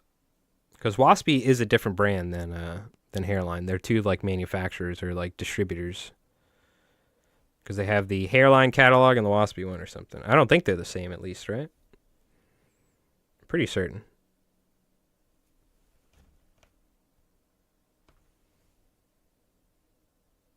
There we go. These eyes will stick nicely on here. Ooh, it's like ghost eyes or something. It's like an alien fish. Does look nice. I wouldn't mind. They all come from China repackaged with the fancy brand name. Yes, I'm sure you're probably 95 million% right. It's just which plant in China is manufacturing the better one, or which person ordered the better spec eye, I guess, but looks like a frog that had too many shrooms. Yeah. I mean, look, there's probably a lot of birth control and God knows what weird shit gets flushed into the toilet nowadays that gets dumped into the bays, you know? So I wouldn't be surprised if there's some bunkers swimming around that look like this in the Peconic River. I probably have shoveled one up into the vat before. You know, you got a condom floating by, hypodermic needle sitting in the riverbed, and then a bunch of bunker that we're putting a net around. There was literally a condom floated by in the fall this year while we were bunker fishing. Magnum, too. Magnum condom for my Magnum Monster Dawn. No, what is it? Monster condom for my Magnum Dawn. A classic line. I'm glad the internet like took It's Always Sunny and made like a bunch of memes out of Danny DeVito, because I remember like growing up, we're not growing up, but like in high school, and when It's Always Sunny like first came out, me and my buddies were like obsessed with it. You know what I mean? But it's called the Long Island Whitefish. What's going on? Okay, how do I say your name? Virtual Max? Vulture? VLTR? I'm going to call you MX21. No, you tell me what to call you. But yeah, you're right. All right. Very nice. So what you can do with something like this is you can take this, run it under some water, and then hand it hook point up and let it dry, and you'll see it'll end up with this really nice profile. In the water, it doesn't really matter. It's going to swim how it's going to swim, which is what we're looking for, this sort of profile, right? But what you can do is you can take it, you can hang it with the hook point up, and it'll dry, you know, and have this nice natural profile to it. Danny, make that show such a character. Nah, that's one of my all-time favorite characters is Frank Reynolds from It's Always Sunny in Philadelphia. They're like, you banged Gail the snail? Like, what the hell's wrong with you, Frank? The yellow pops on that white one? Yeah. You mean that, like, little bit of yellow on the belly, or are you talking about with this one? Yeah, this one's the yellow bucktail. This one we did that little bit of that yellow squimpish on the belly right there. For that throat, which I think came out very nice. It looks really nice. But yeah, what you need to do is make sure you go back and push these eyes down, and like 30 minutes, 20 minutes from now, the glue will expand slightly, so. Blow dryer blowing? Okay, I've never tried that. I've never taken a hair dryer to a fly, but that sounds like that would definitely work for sure. All right, we're going to take a quick little break, and when I get back, we'll tie another fly. I don't know if we'll tie another Squimpish hollow or we'll tie something simple or different. But we're going to take a quick little break here, play our Albie highlight video or our Albie video, and I'm going to go wash my hands, grab another drink, and just take a quick stretch, break, because my back's starting to wear out a little bit. So we'll be back in just a moment. Don't go anywhere. And we have our Albie video to remind me about how I haven't caught any Albie in the past 2 years. So Dave McPhail trick. Oh, okay. Very cool. Very cool. Okay. We'll be back in just a moment. And we'll be tying another fly when I get back. So I'll see you in just a sec.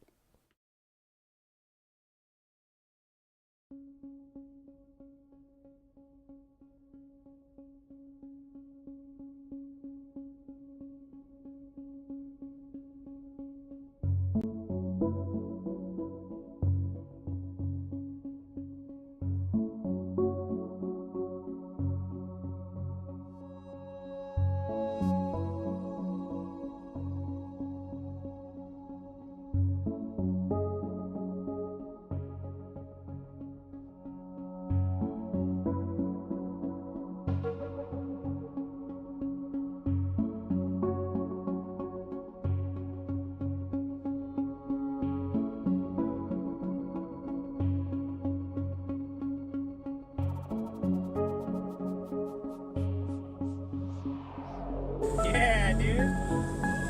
Yeah, dude. Stay tight, all right? Yeah, keep it tight.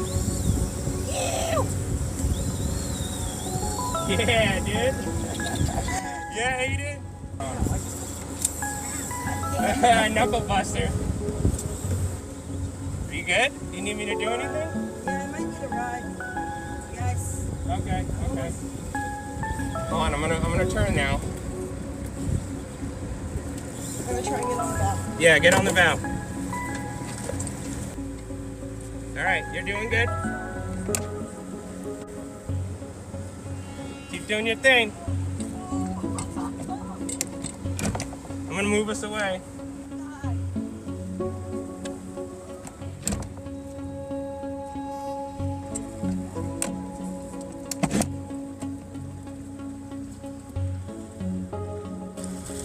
Is that a little one? No, that's a nice one. Oh, let's go! Come here, close next to your alley.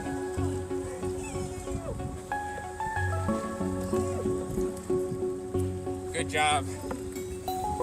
That's sick.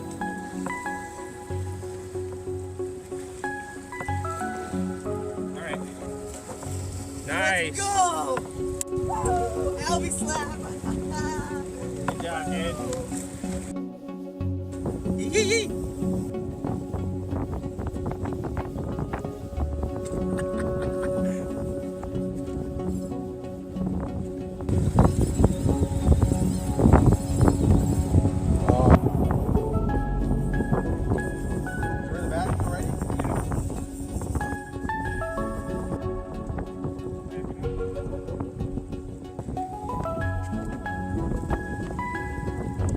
Looking down the barrel of a 12 gauge little toonie, bro. On the alligator too.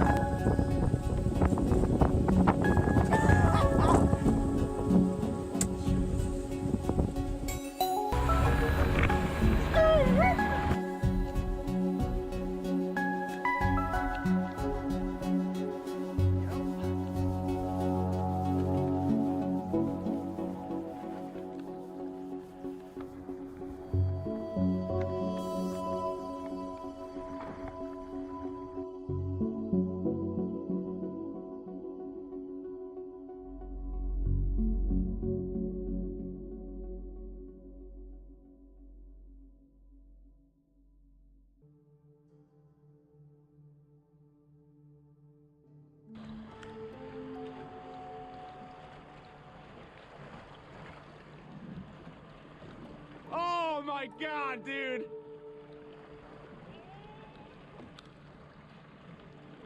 What the fuck?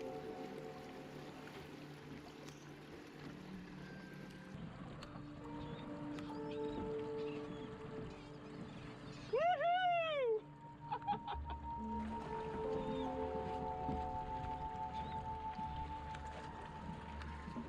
Oh my god.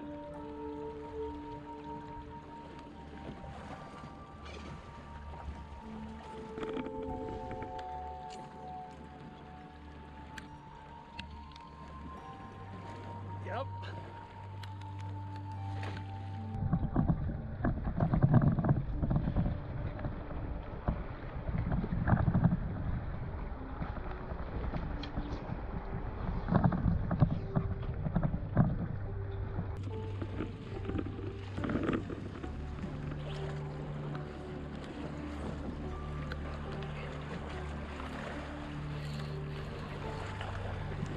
Oh. All right, we're back. You know you're in deep when there's a hairdryer on the desk. That's true. Very true. All right.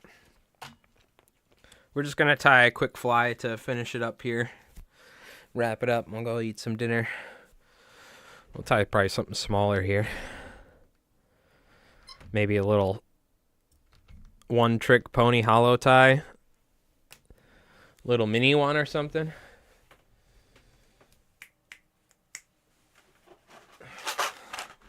What are these? Little one-odd Gamakatsu SL12Ss? I'm going to use one of these.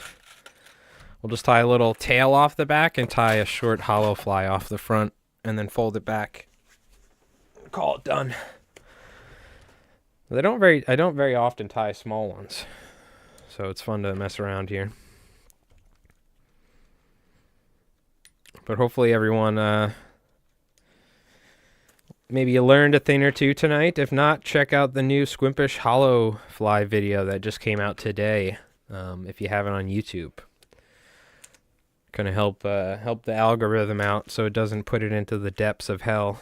If you don't know, the first 12 hours of the video, Particularly if you see it on the home screen, you don't click it. That YouTube's like, nope, okay. And it just ends up going to purgatory after a while. So check that video out. Give it a like and comment if you enjoyed it. Help boost that up. And then Sunday we have a new eel punt video. So if you want to learn how to tie Kenny Abrams fly, we got that. And then later, probably maybe like Wednesday or something, will be the Bonduroo bucktail. So I need to edit that. I'll probably edit that either later tonight or something, or tomorrow. The eel punt's ready to go. It's already uploaded. It's going live on Sunday. So, all right. We're just going to tie a simple tail here. I'm going to use the ostrich. This is a good time to use some ostrich here. This could be like a little brown trout version of the fly almost.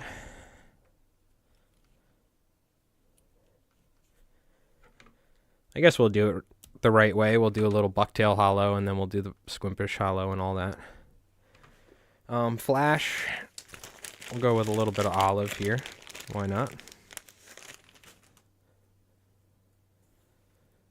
And if you're brand new to the channel on Twitch, you could follow, or on YouTube, you could subscribe, check out. I'm trying to stream on Fridays, so that's the goal, is at least one stream a week, if not more, but Fridays generally, Friday night, and then I'm trying to do a couple YouTube videos, so we generally stream more during the different parts of the season than others, but let's do a hollow tie here. Simple one. Nice and short.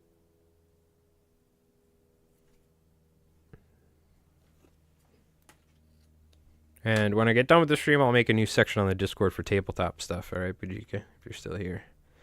I want to post all my minis, all my mini stuff anyway, so, and any new videos on the second channel. This is a small fly. I'm not tying too much material here. Go with a little bit more on top.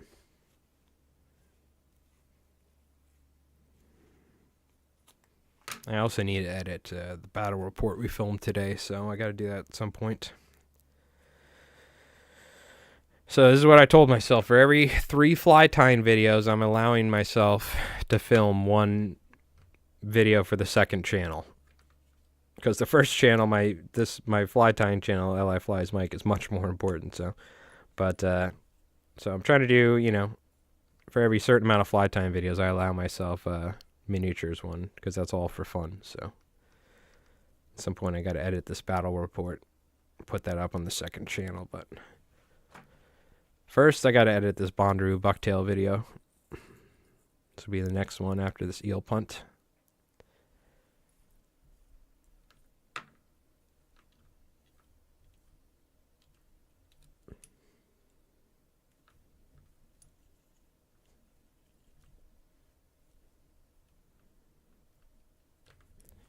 Wrap in front as usual. I'm gonna make sure I leave myself some room this time. Last time I was cutting it a little close. Now is when we go with the super glue here.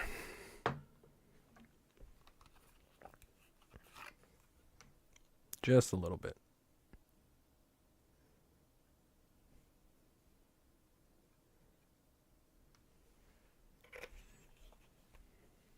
Go ahead and wrap that up.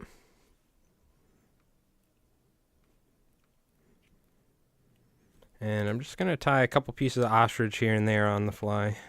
I'm just going to tie it all at once, so I'm not going to worry about tying them individually.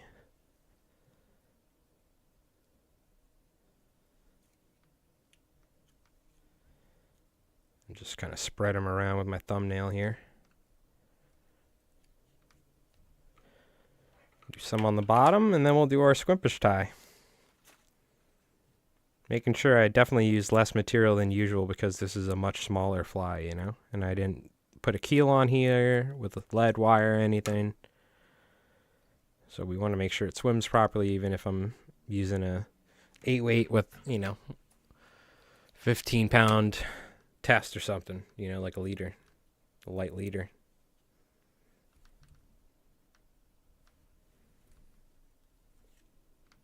I'll wrap that forward like so. And now I can do my hollow tie. Essentially just a mini version of what we're tying, you know what I mean? Colors, I'm going to use some different colors. I'm going to use some of this. I'm not going to go with too many colors. I'm going to keep it pretty simple. I might just go with 1 or 2 for the top. I think we'll use some of that nice purple because that purple looks really nice for the top. And then some of that tannish color, if you will, whatever it is.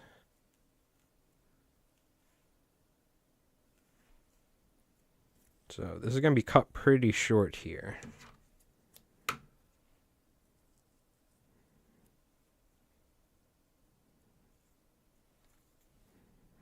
Because again, we don't want it to be too long. Where'd you pick up them big bottles of super glue? Amazon for $10. Because I was using my nice super glue for fly tying for miniatures.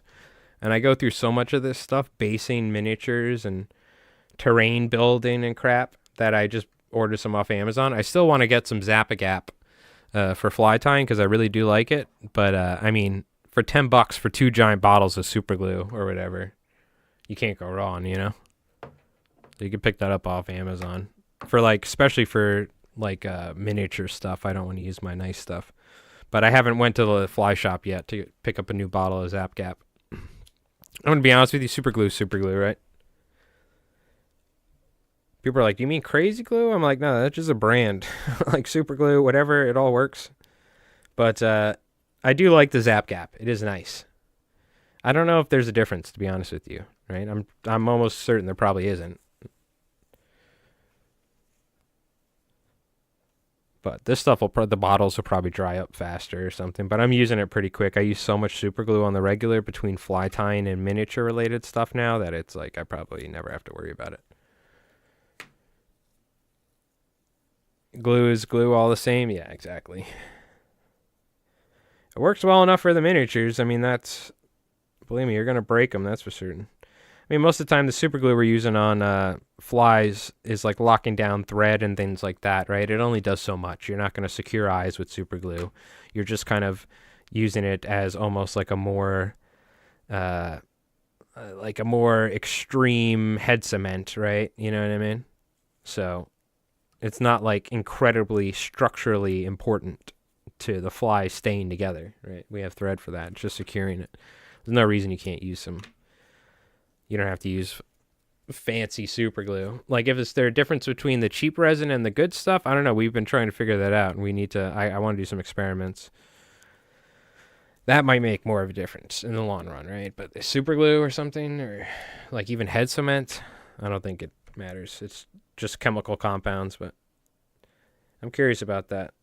I do need to pick up some cheap UV resin off Amazon, and I want to compare it to Solar Ease and stuff like that and see. And other brands. I should probably do other brands too, to be fair. Even though I don't use Loon anymore, or I've never even used, it was too expensive, the Popovic stuff. I forgot what it was called. Whatever that they used. I don't even remember what was the UV resin, that brand.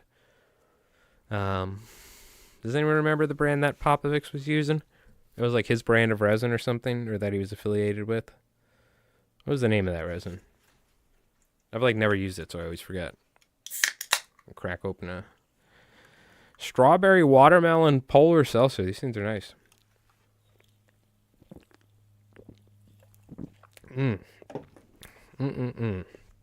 All right.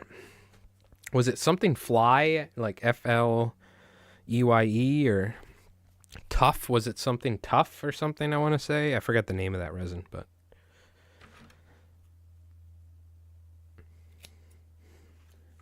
I'll take some of this kind of lighter, I don't know what you would call this color.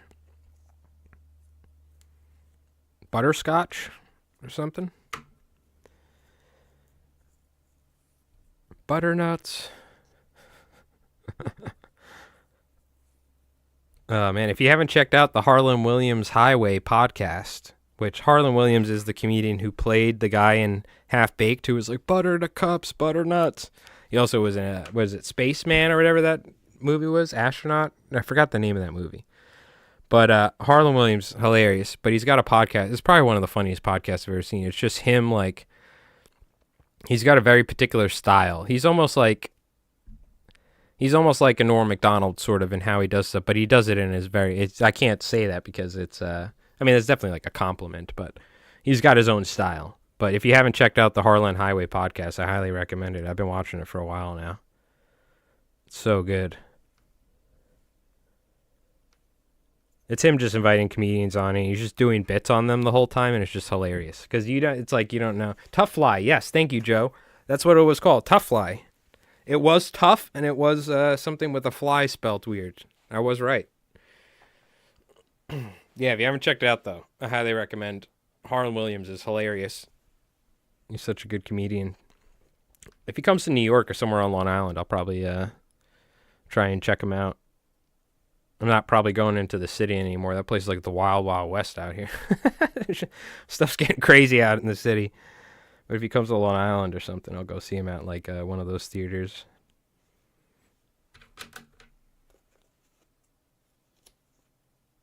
I don't think I've ever actually been to a comedy show before. So I definitely, if I go, I got to go to like a really good comedian. I've been to so many concerts in my life, but I've never been to a comedy show, I don't think.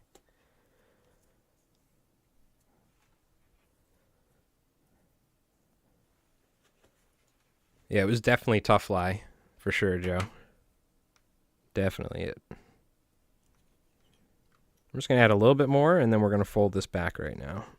Oh, wait, do we want to add a little bucktail on the inside? I guess we could. Tiny bit. Did I forget to do that on the last one? I don't even know. A very chatty mood tonight, so kind of all over the place.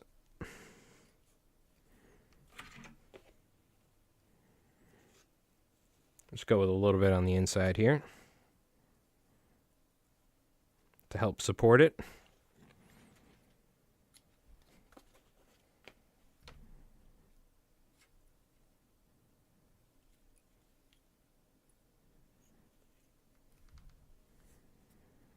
And we could fold this back. I don't know if I'm going to have room for ostrich roll on this one. We'll see. We might.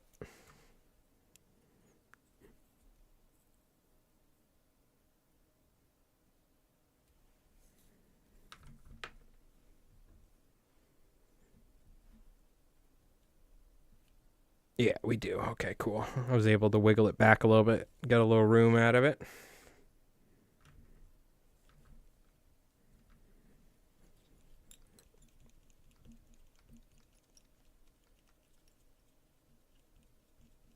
Now we can go ahead and add our ostrich and all that. First, I'm going to brush it. Now's the time to brush it. See how it kind of just opens up.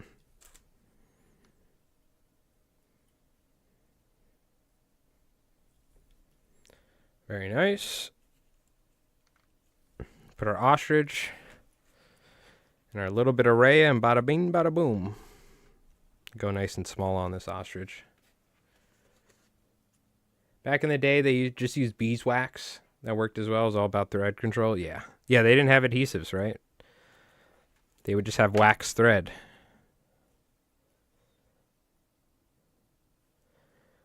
Wax thread, bamboo rod, silk lines catching like 100-pound salmon or something. You know what I mean? Like smoking cigars and probably drunk on whiskey, Irish whiskey or something. You know what I mean?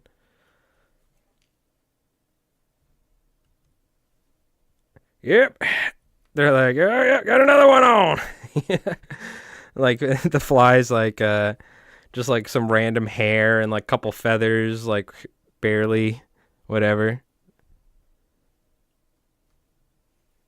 Mm-hmm. Sounds about right. Sounds like a good time to me.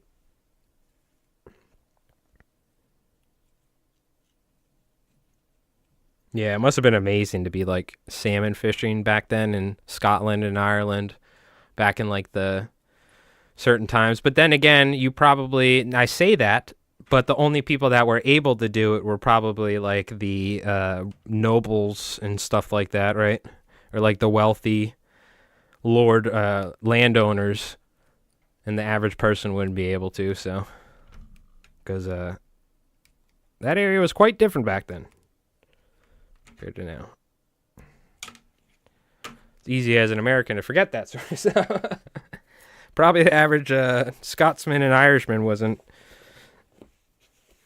necessarily able to fish every salmon river. And even now, it's unfortunate. That's why we're very lucky with saltwater fishing out here to have trustees and things like that say below the high tide mark, anyone can access the water. And that's what blows my mind is like rivers are private property in certain places. Like upstate, like you can't wade up rivers and stuff or something like that. Or like, I mean, that's just crazy to me that you can own the water, but I guess it makes sense. But luckily you can't own an ocean or a bay, right? As much as people want to think that. So we're pretty lucky out here that we have at least parts of our local government that think about like stuff like that. You know, the trustees are very important out here on the Eastern Long Island. But because if it weren't for them, you know, you wouldn't even be able to walk on the beach. Somebody could own the beach, right? Which is just crazy. Because I know that's how it is in a lot of parts of the world and stuff like that. But out here, it's like a foreign thing to me. For somebody to be like, you can't be on the beach. You're like, what? You know? So we're pretty lucky about that in that regard. I'm not going to put any eyes on this one, by the way. I'm happy with the way it is. I love it. I'm just going to fish it like this. I will just put some head cement. Which, by the way, this on a little tube fly is like the sort of trout stuff that David Nelson is tying. These sort of little hollows like this. So if you're trying to catch some trout, you just tie this on a tube fly, and this is the sort of thing you could fish for browns. A pain out here, the North Fork, though, yeah. That's the one thing is the access to get to the water. You can get to the water someplace, but then you might need to literally hike miles and miles on uneven stone. And you can legally do it because you're going to be under the high tide mark, because I know for a fact, because in Southold, I had the trustees come to my college class at Suffolk Community College and tell us about this. And this is how I learned about all this before back in the day.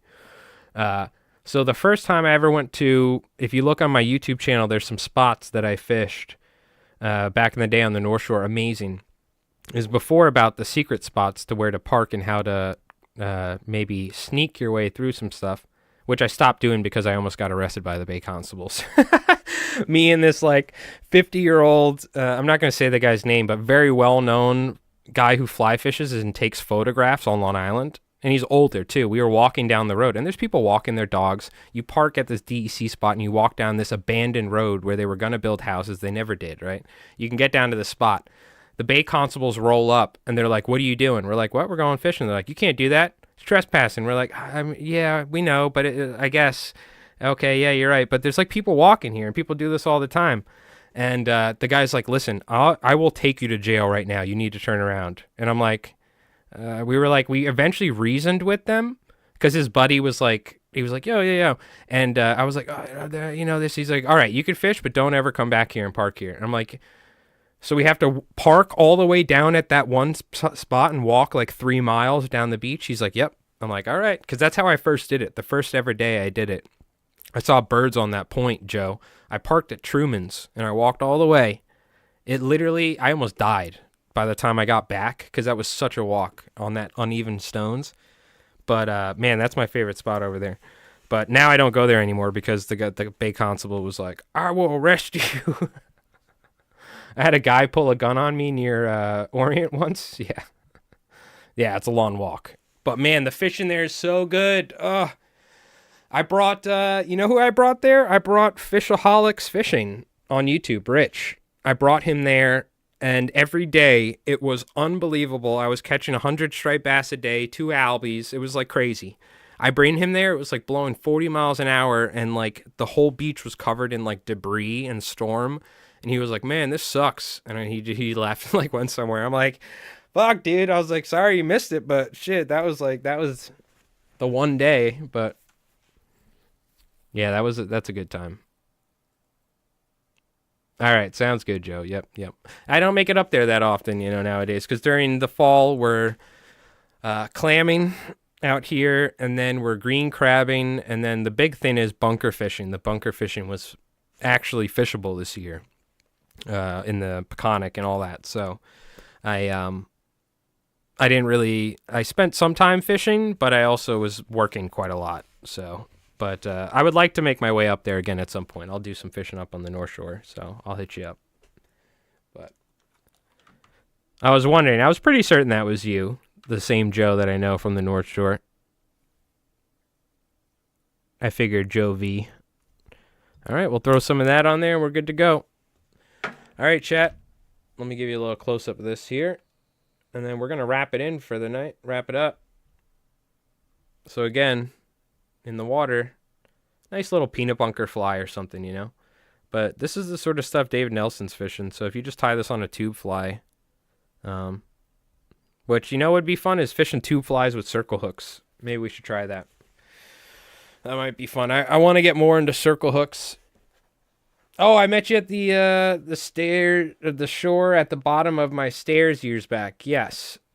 Well, are you? I think you're the same Joe. I think on Instagram, but maybe you're not. Maybe you're the different Joe that I met at the bottom of the stairs, and you had like a grill. Were you that dude with the dog, and you were like grilling? Is that you? Yeah. Okay, so different Joe. I know, and I know exactly who you are, though. Yeah. I remember you. Yep. Because there's a couple different Joes up there on the North Shore. Oh, no. Okay. So that's a different guy. Okay. I know who you are, Joe. I don't want to say your last name, just, you know. But I know who you are. Yeah. I remember. Yeah, there was another guy that I met so many people up there, but there was one guy that was like camping, fly fishing. He had like a grill. He was cooking burgers with his dog, and he was catching striped bass. I was like, this guy's cool. And he like gave me a beer or something. But I don't think that guy's name was Joe anyway. But all right, chat. Appreciate it. I hope you enjoyed. And yep, the for sure in this country, thankfully and hopefully it stays that way. Yep, you can't own it. Exactly. Thank God, at least. Who knows what the future's going to be like, but that's why you got to vote the right people in your local office, right? Anyways, we don't want to get into all that. But thank you so much, chat. I hope you appreciate it. Everybody on YouTube, Joe, thank you again. Trout Ad, anybody hanging out, Rev. And everyone on Twitch, Doc, again, Master of Battle, Brew. Everybody, thank you so much for hanging out. I appreciate it. I hope you folks have an awesome night. I don't know if we'll be streaming again in between now and next Friday. We might. I know we have a couple YouTube videos that are coming out. So I might do something at some point. We might stream again. But no matter what, I'm trying to at least stream every Friday. So I'm trying to get back into a schedule. So nice and easy, though. Nothing too crazy. But we might bump it up once I get back into the groove of streaming. I'm not trying to get burnt out on it, though. So thank you so much for hanging out. I'll see you guys next Friday at the very least. If not, though, check out the new Squimpish video. And we got some more videos coming out this week, so stay tuned for that. So appreciate it. Have an awesome night. And again, until we see you next time, tight lines, chat. We'll see you. Give yourself a round of applause, by the way. That's right. Very nice. All right. We'll see you guys. Take it easy.